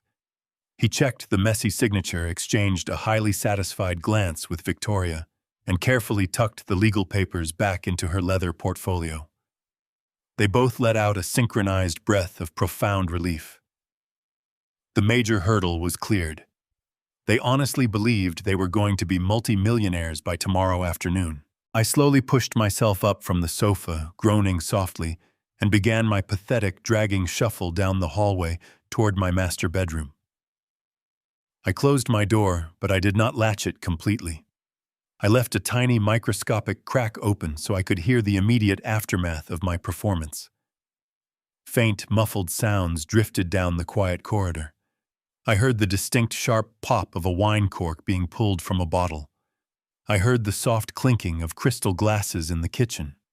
They were actively celebrating their victory. They were drinking expensive wine, toasting to their impending wealth, completely oblivious to the massive, inescapable trap that was already tightly closed around their ankles. I waited for an entire hour. I sat perfectly still in the dark, waiting for the house to grow completely silent. I knew they would eventually retreat to the upstairs guest room to finalize their tropical escape plans. When I finally heard their bedroom door click shut on the second floor, I moved. I opened my duffel bag and pulled out a small, highly advanced micro-audio recorder I had purchased from a specialized electronics store in Wyoming. As an engineer, I always appreciated reliable, high-quality technology. The tiny device was no bigger than a standard coin, equipped with a powerful long-range directional microphone and a secure Bluetooth transmitter. I slipped out of my bedroom and crept silently back into the dark, empty living room. The moonlight cast long shadows over the stacks of moving boxes. I crawled on my hands and knees across the bare floorboards, making absolutely no sound. I reached the glass coffee table where I had just signed my fake consent forms. I reached underneath the heavy wooden base of the table, found a hidden recessed groove, and firmly pressed the adhesive side of the extremely small recording device against the wood. It was perfectly concealed, totally invisible from any normal standing or sitting angle in the room. I quickly retreated to my bedroom, locked the door securely, and sat down heavily on the edge of my mattress. I pulled the sleek wireless Bluetooth receiver from my pocket and placed the small earpiece deeply into my right ear. The technology was flawless. The connection was established instantly, completely free of any static or interference. The digital clock on my bedside table glowed a harsh, bright red in the darkness. It was exactly 2 in the morning. I stared at the numbers, feeling a cold, intense wave of anticipation washing over my entire body. I knew Victoria and Bradley were heavily stressed about their massive debt. I knew they would not be able to sleep tonight. They would inevitably come downstairs to pace the living room and discuss their final, desperate strategy for tomorrow morning. I took a deep, steadying breath, letting the absolute silence of the suburban night settle around me. I reached down, firmly pressed my thumb against the small, glowing blue button on the side of the compact receiver, and quietly hit play. I pressed the small, glowing blue button on the side of the wireless receiver and held my breath. For a brief second, there was nothing but the soft, rhythmic hum of digital static. Then the incredibly clear audio feed flooded directly into my right ear. The hidden microphone was exceptionally powerful. I could hear the faint ambient hum of the living room refrigerator in the background. I could hear the distinct sound of liquid being poured into crystal glasses, followed by the sharp, celebratory clink of a toast. Victoria and Bradley were sitting right above the hidden device. Their voices were so sharp and immediate that they might as well have been sitting on the edge of my mattress. "I honestly cannot believe we actually pulled this off," Bradley said, his voice thick with a mixture of profound relief and arrogant triumph. "I thought the old man was going to put up a massive fight today. I thought he was going to demand to read every single line of that consent form before he picked up the pen." Victoria let out a short, dismissive laugh. "I told you there was absolutely nothing to worry about, Bradley. You give him far too much credit. Your father has been completely checked out ever since we increased the dosage in his morning capsules. He could barely even hold the pen straight today. His signature looked like it was drawn by a blind child. The broker did not even question it for a single second. He just saw the ink on the paper and validated the transaction." I heard the soft thud of a glass being set down on the heavy wooden coffee table. "So what is the exact timeline for tomorrow?" Bradley asked, his tone shifting into a sharp, businesslike cadence. "When does the money actually clear the escrow account? We cannot afford a single delay with these cartel people. That enforcer made it incredibly clear that Friday is our absolute deadline before things get physically violent." "The timeline is absolutely perfect," Victoria replied smoothly. "The buyer is wiring the full $1.2 million directly into our joint offshore account by 9 o'clock tomorrow morning. The absolute second the funds clear the international holding period, I am electronically transferring the $800,000 straight to the syndicate's routing number. That completely wipes our massive debt clean. They will have their money a full 24 hours before their Friday deadline. The cartel will back off, and we will finally be completely free." "And the remaining $400,000? Bradley asked, the greed practically dripping from his eager voice. "That is our fresh start," Victoria said confidently. "I already booked our first-class tickets. We are leaving for the Bahamas on Thursday night. I secured a beautiful, secluded beachfront villa on a long-term lease. We can live like absolute royalty down there for years while we figure out our next major move. We just need to pack our bags and walk out the front door." There was a brief, comfortable silence on the audio feed, as they both likely visualized their upcoming tropical escape. Then Bradley shifted in his seat. The leather sofa creaked loudly through the earpiece. "What about Dad?" Bradley asked, his voice completely devoid of any familial affection. He sounded like he was discussing a broken piece of luggage that needed to be hauled to the local dump. "Are we still dropping him off at that low-income nursing home on Thursday afternoon, before we head to the airport? We need to make sure he is securely locked away so he cannot wander into a police station and try to report the house sale as fraud when his head finally clears." Victoria let out a high, chilling laugh that sent a massive spike of pure ice straight down my spine. It was a sound of absolute predatory malice. "I canceled the nursing home reservation 3 days ago, Bradley," Victoria said, her tone dripping with dark amusement. "That glossy brochure I left on the coffee table was just a visual prop to keep him docile. We cannot risk putting him in a standard assisted living facility. Even a terrible underfunded nursing home allows patients to make phone calls, receive visitors, and eventually talk to a social worker. If his heavy medication wears off and he suddenly regains his sharp memory, he could easily cause a massive legal headache for us from a nursing home. So where exactly is he going? Bradley asked, sounding more curious than concerned. I called the state psychiatric asylum, Victoria revealed coldly. I used the forged power of attorney and the highlighted medical chart from Dr. Arrington to secure an involuntary permanent commitment order. They are sending a secure medical transport van to pick the old man up first thing on Friday morning. We will already be sitting on a beautiful beach in the Bahamas by the time they arrive to haul him away. The state asylum, Bradley repeated, a hint of genuine surprise coloring his voice. Is that not a highly restricted lockdown facility? Exactly, Victoria confirmed with ruthless satisfaction. They specialize in severe, unmanageable dementia patients and aggressive psychiatric cases. Once he is admitted into their system, he becomes a permanent ward of the state. He will be stripped of his personal clothing, his phone, and his identity. They will keep him heavily sedated around the clock to manage his fabricated delusions. The specific ward I assigned him to is located in the basement level of their oldest building. There are absolutely no windows in that ward, Bradley. He will never see the sunlight again, and he will never ever be able to contact the outside world to tell his pathetic story. He will simply vanish. I sat alone in the crushing darkness of my bedroom, clutching the wireless receiver so tightly that the hard plastic casing dug painfully into my palm. The sheer, unadulterated evil of their master plan was almost entirely incomprehensible. They were not just stealing my home and fleeing the country. They were intentionally condemning me to a living nightmare. They were sentencing me to spend the final years of my life locked inside a windowless concrete cell, pumped full of heavy chemical sedatives, until my mind actually did rot away into nothingness. My own flesh and blood had calmly signed my life away for a luxurious vacation in the Bahamas. A deep, terrifying silence settled over me as I listened to them joyfully clink their crystal wine glasses together one more time in the kitchen. I thought the absolute worst of their betrayal had already been completely and fully exposed. I honestly thought there was absolutely nothing else left in this entire world that could possibly shock me or break my heart any further.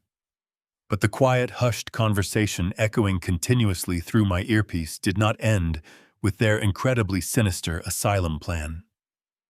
The digital audio feed crackled slightly as Bradley leaned closer to his wife, lowering his voice into a tight, incredibly nervous whisper.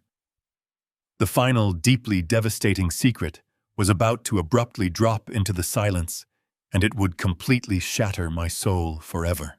I sat on my mattress. I pressed the earpiece deeper into my ear, straining to catch every single syllable. The ambient noise in the living room seemed to fade away, leaving only the sharp, nervous friction of Bradley shifting his weight on the leather sofa. When he finally spoke again, his voice was no longer filled with the arrogant triumph of a man who had just successfully stolen his father's estate. It was trembling, frail, and heavy with a sudden, suffocating paranoia. "What about Mom?"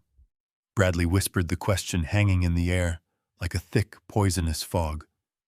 What if Dr. Arrington ever says something to him? What if Dad ever finds out what we actually did? My heart skipped a violent beat. My breathing stopped entirely. I sat perfectly still in the crushing darkness of my bedroom, my entire body going rigid with an instinctual primal dread. I had no idea what he was talking about. Martha had passed away from a sudden, aggressive illness. It was a tragedy, a terrible twist of fate that had broken my world into a million pieces. There was nothing for me to find out. "Keep your voice down," Victoria hissed, her tone instantly dropping into a harsh, venomous warning. "No one is ever going to find out anything, Bradley. You are letting your nerves get the absolute best of you. Dr. Arrington is not going to say a single word. He is legally bound by hospital confidentiality, and he honestly believes we were just following her advance medical directives. But we were not following her directives." Bradley stammered, his breathing becoming shallow and erratic. She was trying to communicate with the nurses. She was trying to stay awake. What if Dad eventually requests the detailed medical logs? What if he ever finds out we authorized the hospital administration to unplug her ventilator 2 days early just so she could not sign her new will? The digital audio feed continued to broadcast their hushed conversation, but I could no longer hear the words over the deafening roaring sound of my own blood rushing through my ears. The bedroom began to physically spin around me. I felt a massive, suffocating weight slam directly into my chest, stealing all the oxygen from my lungs. I reached out and gripped the edge of my heavy oak nightstand, my fingers digging desperately into the wood to keep myself from collapsing onto the floor. I closed my eyes, and a vivid, excruciatingly painful memory instantly flooded my mind. I remembered the sterile, glaring fluorescent lights of the intensive care unit. I remembered sitting beside Martha's hospital bed, holding her frail, cold hand for hours on end. She had been weak, fighting a massive infection that ravaged her body, but she had been fighting. I remembered the exact moment the attending physician had pulled me aside in the quiet hallway. He had looked at me with deep sympathy and told me that her organs were completely failing, that keeping her on the mechanical ventilator was only prolonging her profound suffering. I had trusted that medical assessment completely. I had wept uncontrollably, believing that letting her go was the final merciful act of a loving husband. I remember the cold chill of the hospital room as I held her hand one last time, begging her for forgiveness for not being able to save her from the pain. I had kissed her forehead, told her how much I loved her, and stood by in absolute agony as the nurses silenced the machines and allowed her to slip away into the dark. But that was a lie. It was all a massive, carefully orchestrated, sickening lie. She was going to change her estate planning, Bradley. Victoria said, her voice completely devoid of any human soul. She told me her lawyer was coming to the hospital on Thursday morning to draft a new living trust. She was going to lock the majority of her liquid assets into a secure generation skipping fund for any future grandchildren. She was going to completely cut off our direct access to the primary inheritance accounts. We could not afford to let that happen. We needed that upfront capital to satisfy the first round of offshore margin calls. If she had signed those new documents, we would have been completely ruined. I know. Bradley whispered, his voice trembling with a cowardice that made me physically ill. I know why we had to do it. But it was still my mother, Victoria. We walked into that administrative office, claimed Dad was too emotionally compromised to make the hard medical choices, and we used our emergency proxy to sign the termination orders. We killed her. We did not kill her, Victoria snapped back, her tone radiating pure, unadulterated evil. Her body was already failing. We simply expedited the inevitable process to protect our financial future. It was a difficult business decision, Bradley. And it worked. We got the inheritance payout, we secured the house, and now we are leaving for the Caribbean. You need to bury that guilt right now. The old man is being shipped to a windowless asylum on Friday morning. There is absolutely no one left to ask any questions.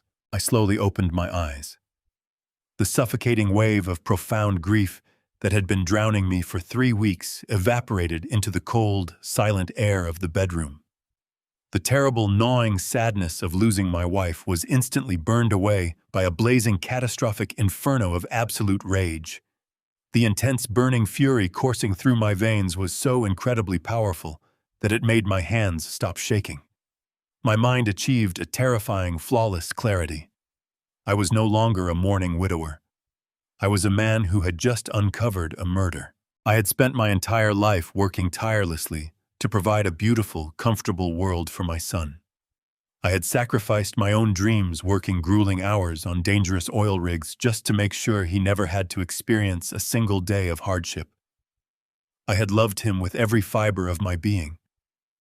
But the man sitting in my living room drinking my expensive wine and planning a tropical vacation was no longer my son. He was a monster. He was a ruthless, calculating predator who had partnered with a sociopath to systematically destroy his own family for money. They had weaponized my profound love for my wife.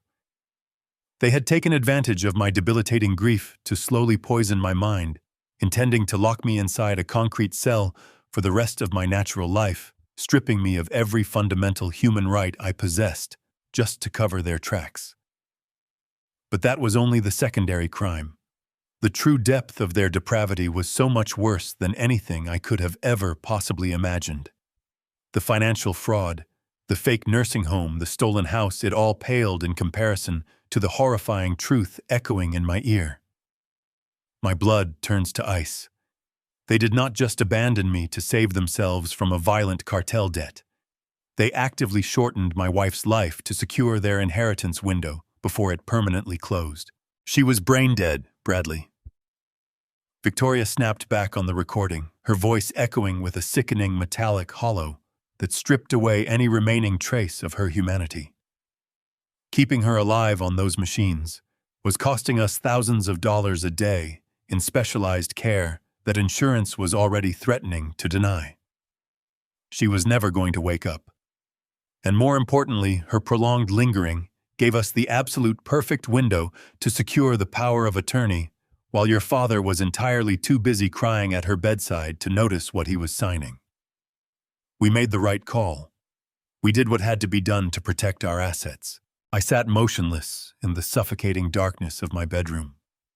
The earpiece delivered her cruel, calculated words straight into my mind, but they no longer felt like a heavy, blunt impact. Instead, they felt like a sudden plunge into freezing Arctic water.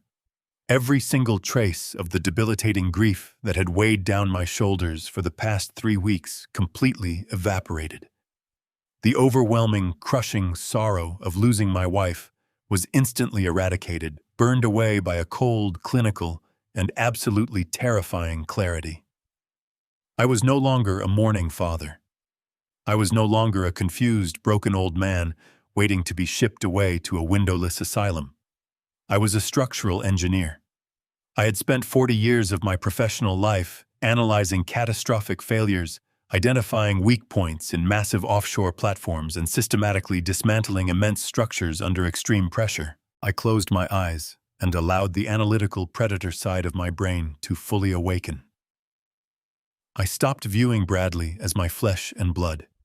I stripped away the decades of fatherly affection, the memories of teaching him how to ride a bicycle, the pride of paying for his expensive business school.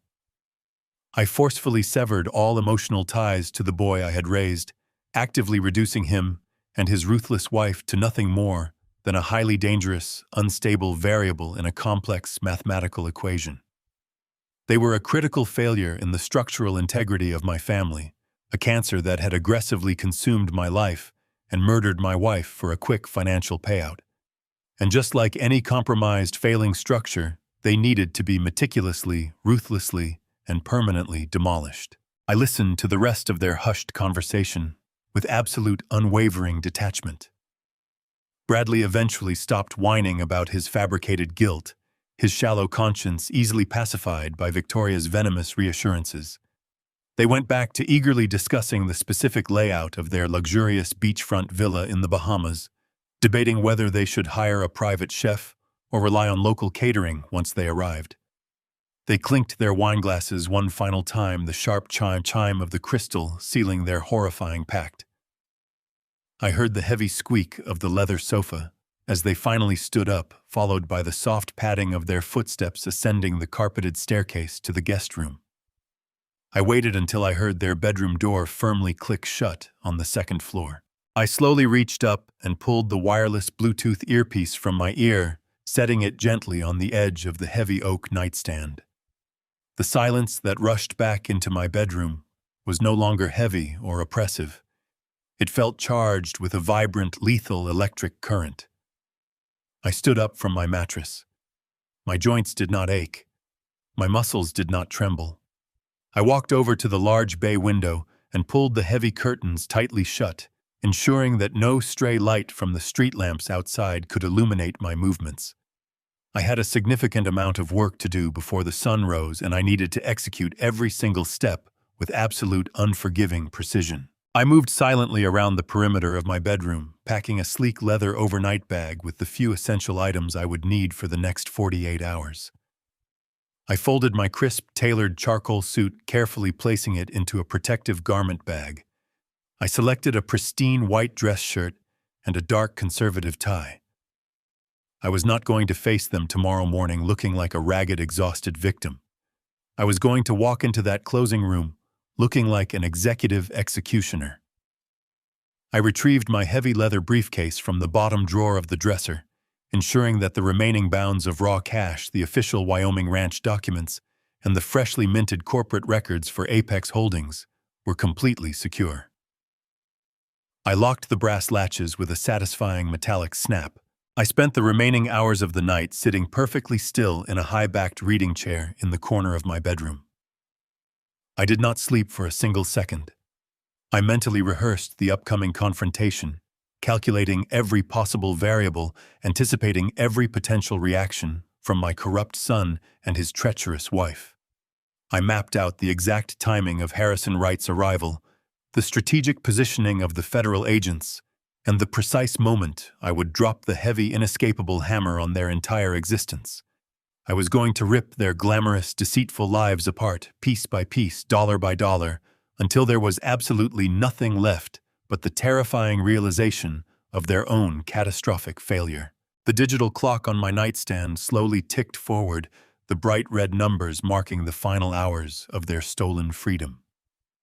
Eventually, the pitch-black sky outside my window began to soften into a pale, bruised purple. The quiet suburban neighborhood slowly woke up, completely oblivious to the massive life-altering explosion that was about to detonate. I heard the heavy rhythmic thud of footsteps moving around on the second floor. The shower in the guest bathroom clicked on the water, rushing loudly through the pipes behind the walls. Bradley and Victoria were awake.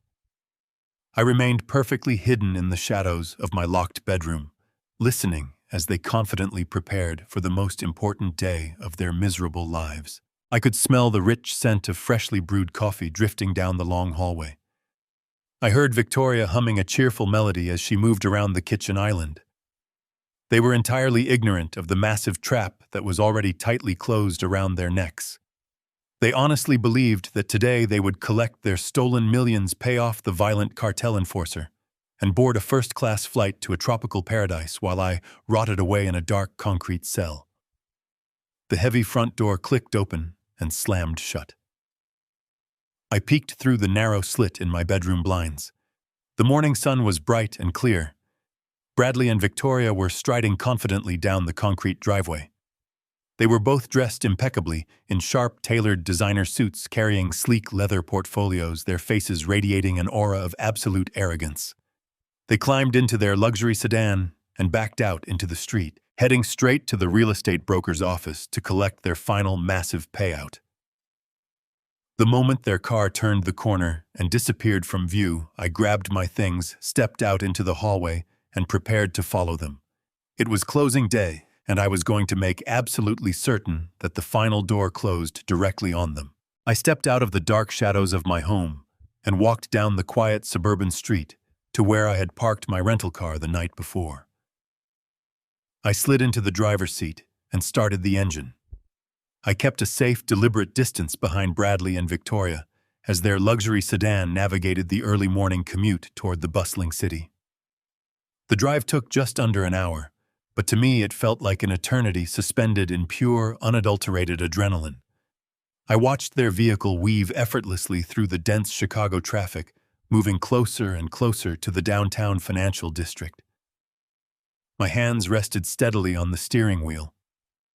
I did not feel any lingering sorrow. I did not feel the crushing, suffocating weight of a father about to destroy his only child. The man driving this car was a structural engineer actively preparing a controlled, devastating demolition. I thought about Martha. I thought about the cold, sterile hospital room where they had heartlessly silenced her life support machines just to protect their greedy, desperate financial timeline. That single horrific memory completely solidified the cold steel in my spine. They were going to pay dearly for every single precious second they stole from her. They finally pulled into the underground parking garage of a sleek, modern high-rise building located right in the beating heart of the city. I parked a level above them, waited a few calculated moments, and took the elevator up to the main lobby. The real estate brokerage firm occupied the entire 14th floor. It was an incredibly ostentatious office clearly designed to project immense wealth and success to high-net-worth clients.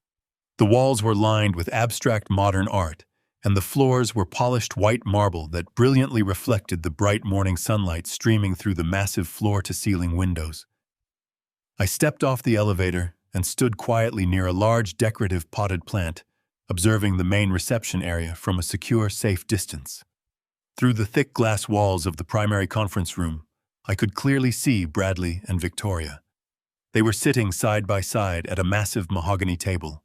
Victoria was nervously crossing and uncrossing her legs, her stylish high heel tapping rapidly against the thick carpet. Bradley was constantly checking his expensive gold wristwatch, his face a tight mask of barely contained frantic anticipation.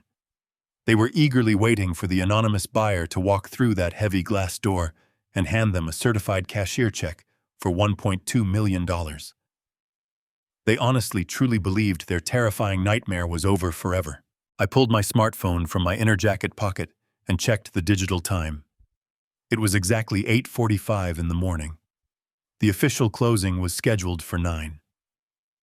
I looked toward the main elevator bank at the far end of the expansive marble lobby. The polished metal doors slid open with a soft, melodic chime. Harrison Wright stepped out into the bright hallway. He was wearing an impeccably tailored navy blue suit, holding his sleek leather briefcase firmly in his right hand. He looked like an apex predator entering a shallow pool filled with incredibly vulnerable prey. He spotted me immediately and offered a sharp, curt nod of silent acknowledgement. We had spent the last 48 hours aggressively coordinating this exact moment down to the very last second. He had contacted the appropriate federal authorities the very moment he secured the legal transfer of my property into the impenetrable Wyoming corporate vault. We had provided them with undeniable, concrete proof of the forged power of attorney, the attempted wire fraud, and the ongoing malicious conspiracy to sell a stolen high-value asset across state lines. The trap was no longer just a messy civil dispute over family money. It was a massive, airtight federal crime with incredibly severe legal consequences. I took a deep, fortifying breath and smoothed the crisp lapels of my dark charcoal suit. I adjusted my silk tie, ensuring my physical posture was absolutely rigid and commanding. I was no longer the hunched, shuffling, heavily medicated victim they had left behind in the kitchen just 2 hours ago. I walked out from behind the decorative plant and strode purposefully across the gleaming white marble floor. My polished dress shoes clicked sharply against the stone, creating a steady rhythmic march toward justice. I approached the clear glass-walled conference room with unwavering determination. The young, unlicensed real estate broker was sitting at the head of the long table, hastily organizing a thick stack of final closing documents. Bradley and Victoria were leaning forward in their plush seats, their eager eyes fixed hungrily on the frosted glass door, completely ready to welcome the wealthy buyer who was about to miraculously save their lives. I reached out and firmly grasped the heavy stainless steel handle. I turned the handle slowly and pushed the thick door wide open. The heavy glass swung inward with a smooth, silent glide. I stepped confidently into the bright conference room and let the heavy door slowly close behind me with a soft, definitive click. The sudden violent shift in the room's atmosphere was instantaneous and absolutely palpable. The polite, welcoming, perfectly rehearsed smile on Victoria's face completely shattered the very second her dark eyes landed on my tailored suit. Bradley physically jumped in his leather chair, a loud, sharp gasp escaping his throat, as if all the oxygen had been violently punched directly out of his lungs. They stared at me in total, unadulterated horror. They were looking at a ghost. They were looking at the frail, heavily medicated old man they firmly believed they had securely locked away in a suburban kitchen, completely unaware that he had just transformed into their absolute worst nightmare. I did not say a single word. I simply stood at the end of the long mahogany table, keeping my posture perfectly straight, my shoulders squared, and my hands resting calmly at my sides. I locked my eyes directly onto Bradley, the sheer naked panic radiating from his pale, trembling face was incredibly satisfying to witness. He opened his mouth to speak, to stammer out some pathetic, fabricated excuse for why I was standing there, but his vocal cords completely failed him. The profound, suffocating silence in the room was entirely deafening. The unlicensed broker looked back and forth between us, entirely confused by the sudden, terrifying tension that had just hijacked his highly lucrative morning. I watched Victoria slowly reach into her designer purse, her shaking fingers frantically searching for her cell phone, realizing that their brilliant, flawless escape plan had just encountered a massive, catastrophic failure. She was desperately looking for a quick, invisible way out of the terrifying situation they had so carelessly created for themselves. But there was absolutely no escape from the relentless, crushing gravity of their horrifying crimes. I held my gaze steady, letting them drown completely in their own sudden, overwhelming terror. And then, the heavy stainless steel handle of the conference room door turned for a second time. Right behind me stood Harrison Wright, holding a sleek leather briefcase flanked by two fully armed federal agents. The glass door clicked shut behind the federal agents, sealing the room like a vault. Bradley remained frozen in his expensive leather chair, his jaw hanging slightly open as his mind desperately struggled to process the impossible scene. He looked from me to the federal agents and back to me, his chest heaving with shallow breaths. He tried to speak, but the words caught in his throat, coming out as a stammer. He raised his trembling hands, gesturing wildly toward the briefcase resting on the mahogany table. He asked what was going on, his voice cracking under his sudden panic. He looked at Victoria silently, begging her to deploy a manipulative lie, but she was completely paralyzed. The arrogant aura she possessed just 10 minutes ago had entirely evaporated, leaving behind nothing but raw terror. The unlicensed real estate broker pushed his chair back violently, the metal legs scraping loudly against the polished floor. He held his hands up in absolute surrender, rapidly muttering that he had no idea what was happening and was just an independent contractor. He swore he knew absolutely nothing about any underlying criminal activity. Harrison Wright ignored the panicking broker entirely. He walked with a calm, predatory grace toward the head of the long conference table, his polished dress shoes silent on the thick carpet. He placed his sleek leather briefcase down on the smooth mahogany surface and popped the brass latches with a sharp snap. He reached inside and pulled out a thick, meticulously organized legal file. He did not look at Bradley or Victoria with anger. He looked at them with the cold, clinical detachment of an exterminator examining a severe pest problem. He tossed the heavy file onto the center of the table. The thick stack of papers slid across the polished wood, stopping mere inches from Victoria's trembling hands.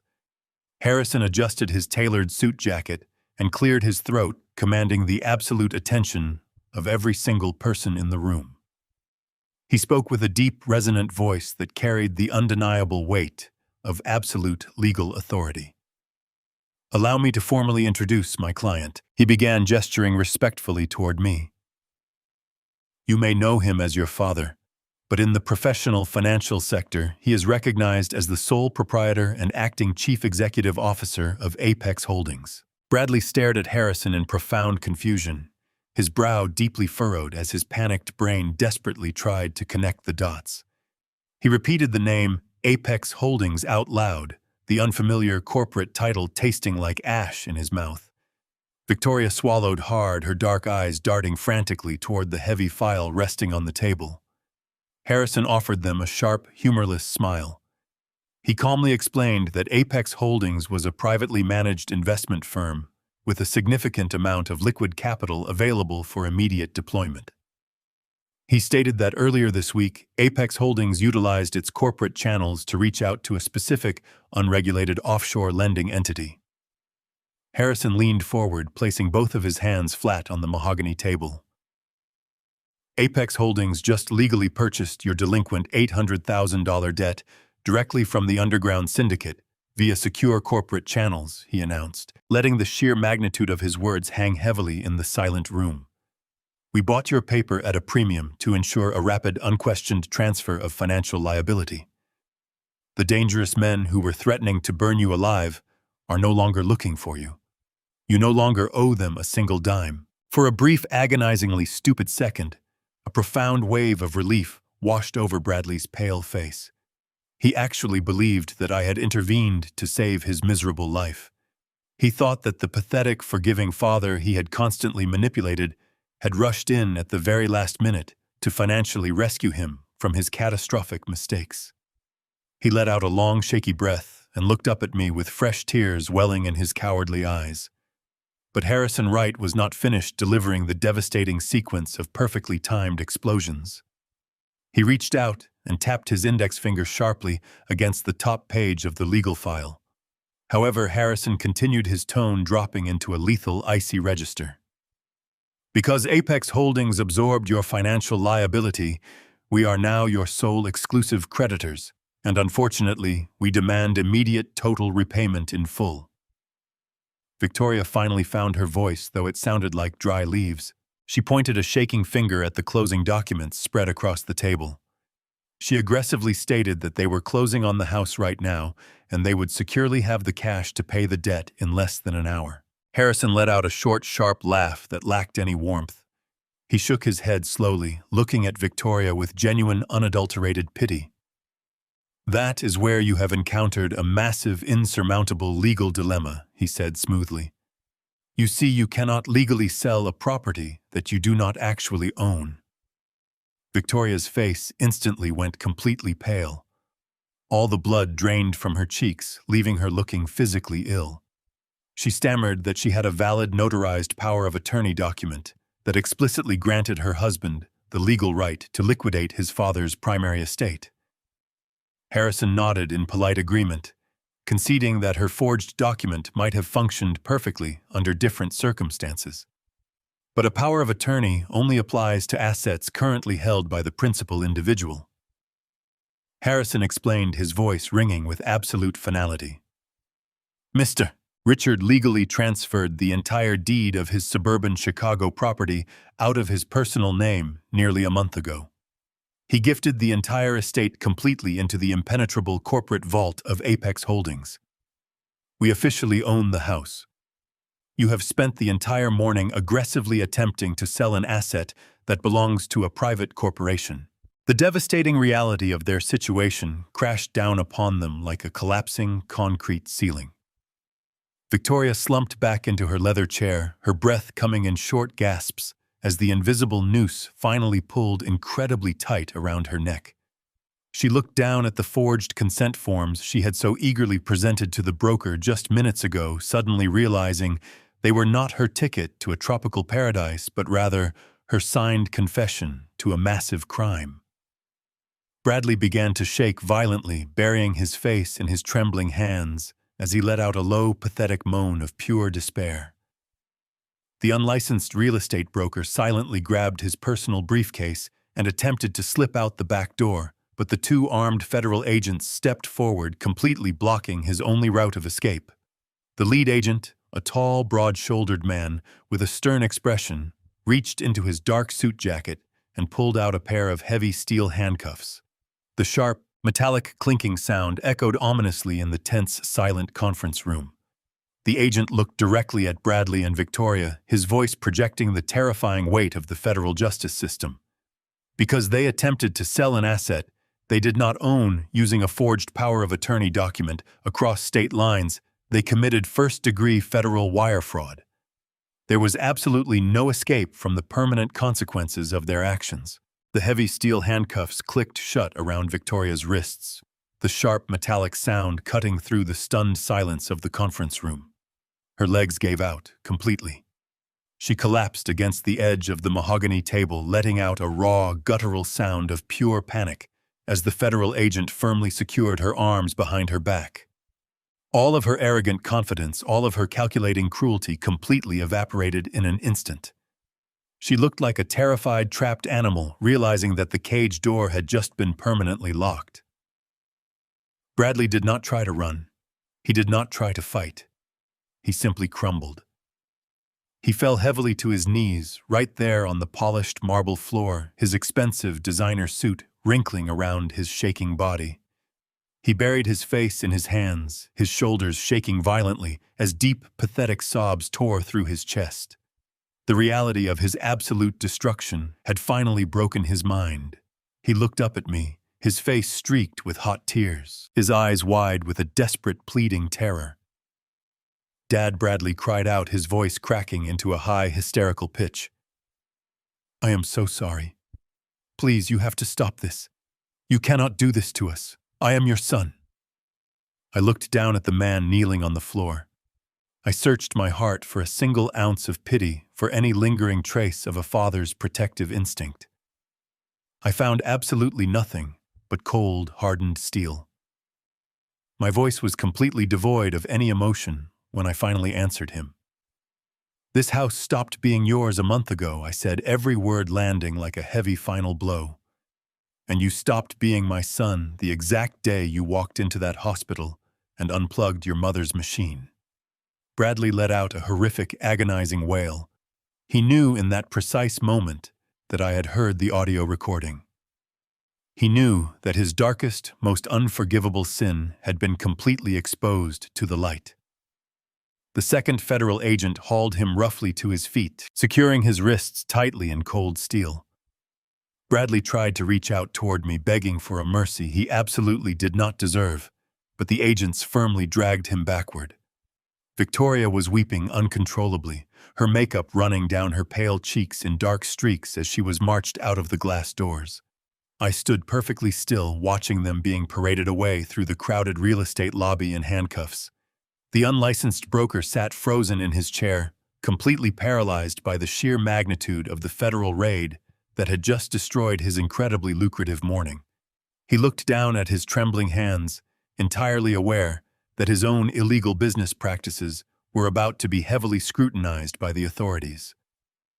The receptionist in the outer hallway gasped out loud, dropping a stack of pristine white papers onto the floor as the agents physically pushed Bradley and Victoria toward the main elevator bank. Everyone in the luxurious office building was staring at them, their glamorous lives officially over in a single devastating heartbeat.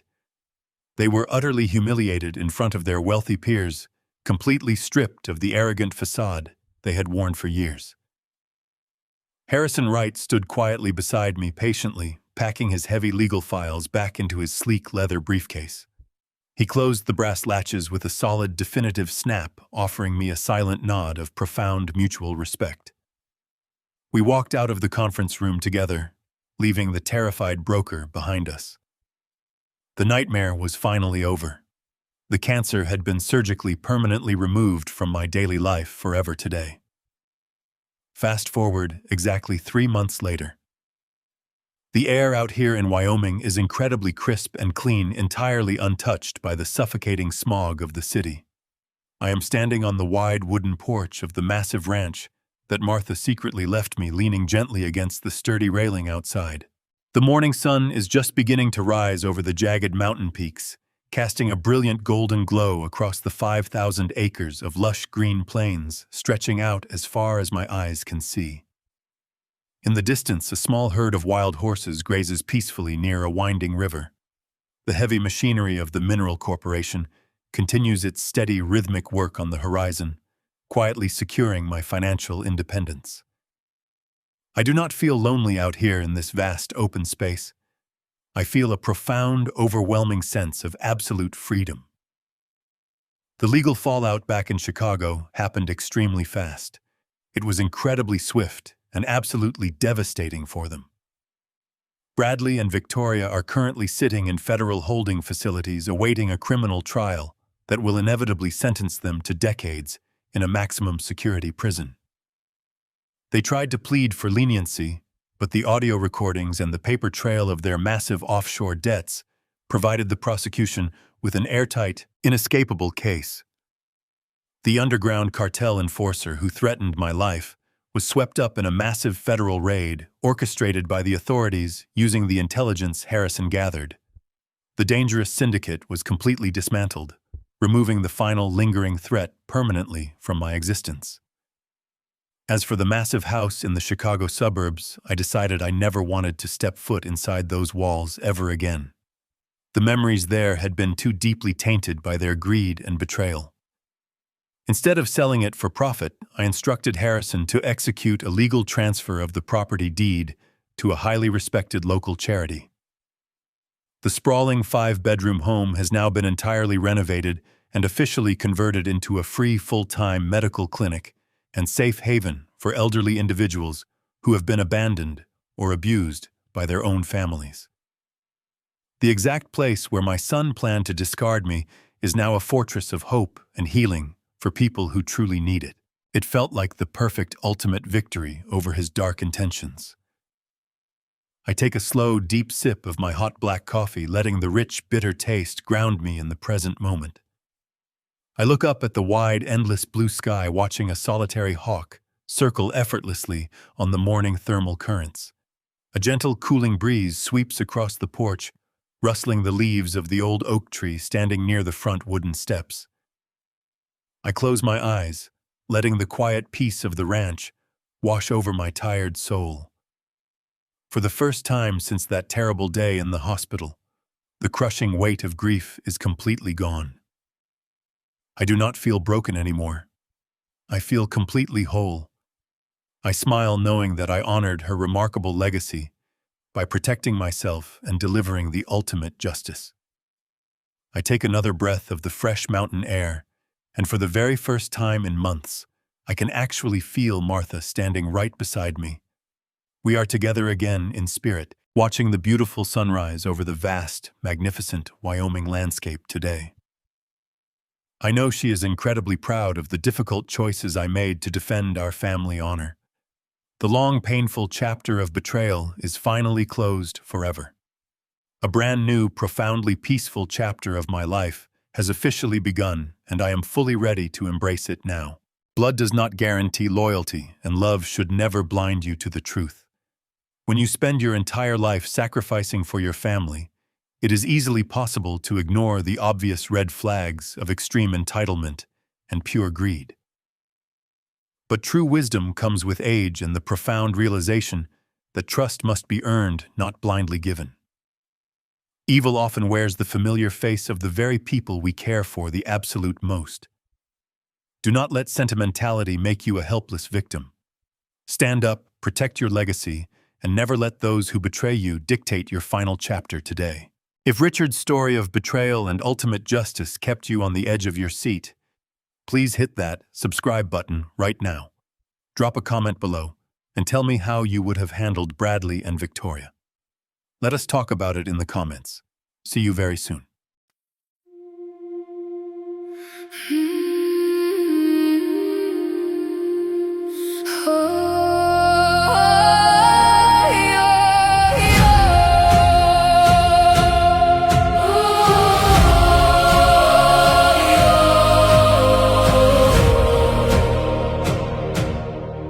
I used to ride upon your shoulders, thinking you could touch the sky. Every road felt less uncertain when I saw the world through your eyes. You were stronger than the mountains, taller than the northern pines. And when the winter winds were coming, you would stand between them and I. Time kept moving like the river, years slipped slowly out to sea. But no matter where life took me, you were always part of me.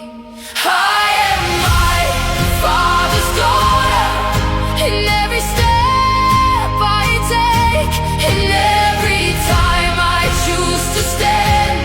When it's easier to break, I carry your courage in my heart, your fire inside my soul. And though the years keep moving on, your love still leads me home.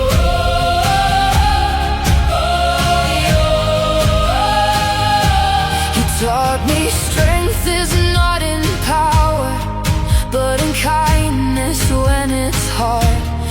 taught me how to keep on going when the road grows cold and dark. Every lesson, every story, every laugh around the flame lies within me like an echo, calling softly through my name. And when I face my greatest battles, when I feel I can't go on, I can hear your voice beside me saying, "Child, you're stronger than you know."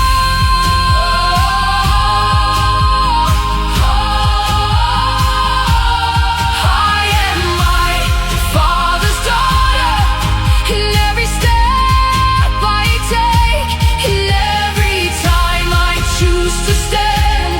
When it's easier to break, I carry your courage in my heart, your fire inside my soul.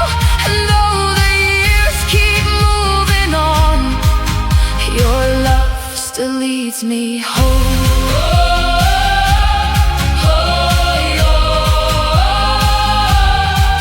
One day the snow will cover footprints, one day the fire will burn low, but the things a father gives his daughter are the things that never go. Not the gold or not the stories, not the battles that he won, but the quiet way he loved her and the woman she becomes. I am my Father's daughter, and I always will remain. Through every triumph, every loss, through every joy and every pain, the world may change around me, the stars may fade above, but I will always carry with me my Father's endless love. And when they ask me who I am, I'll smile and answer softly.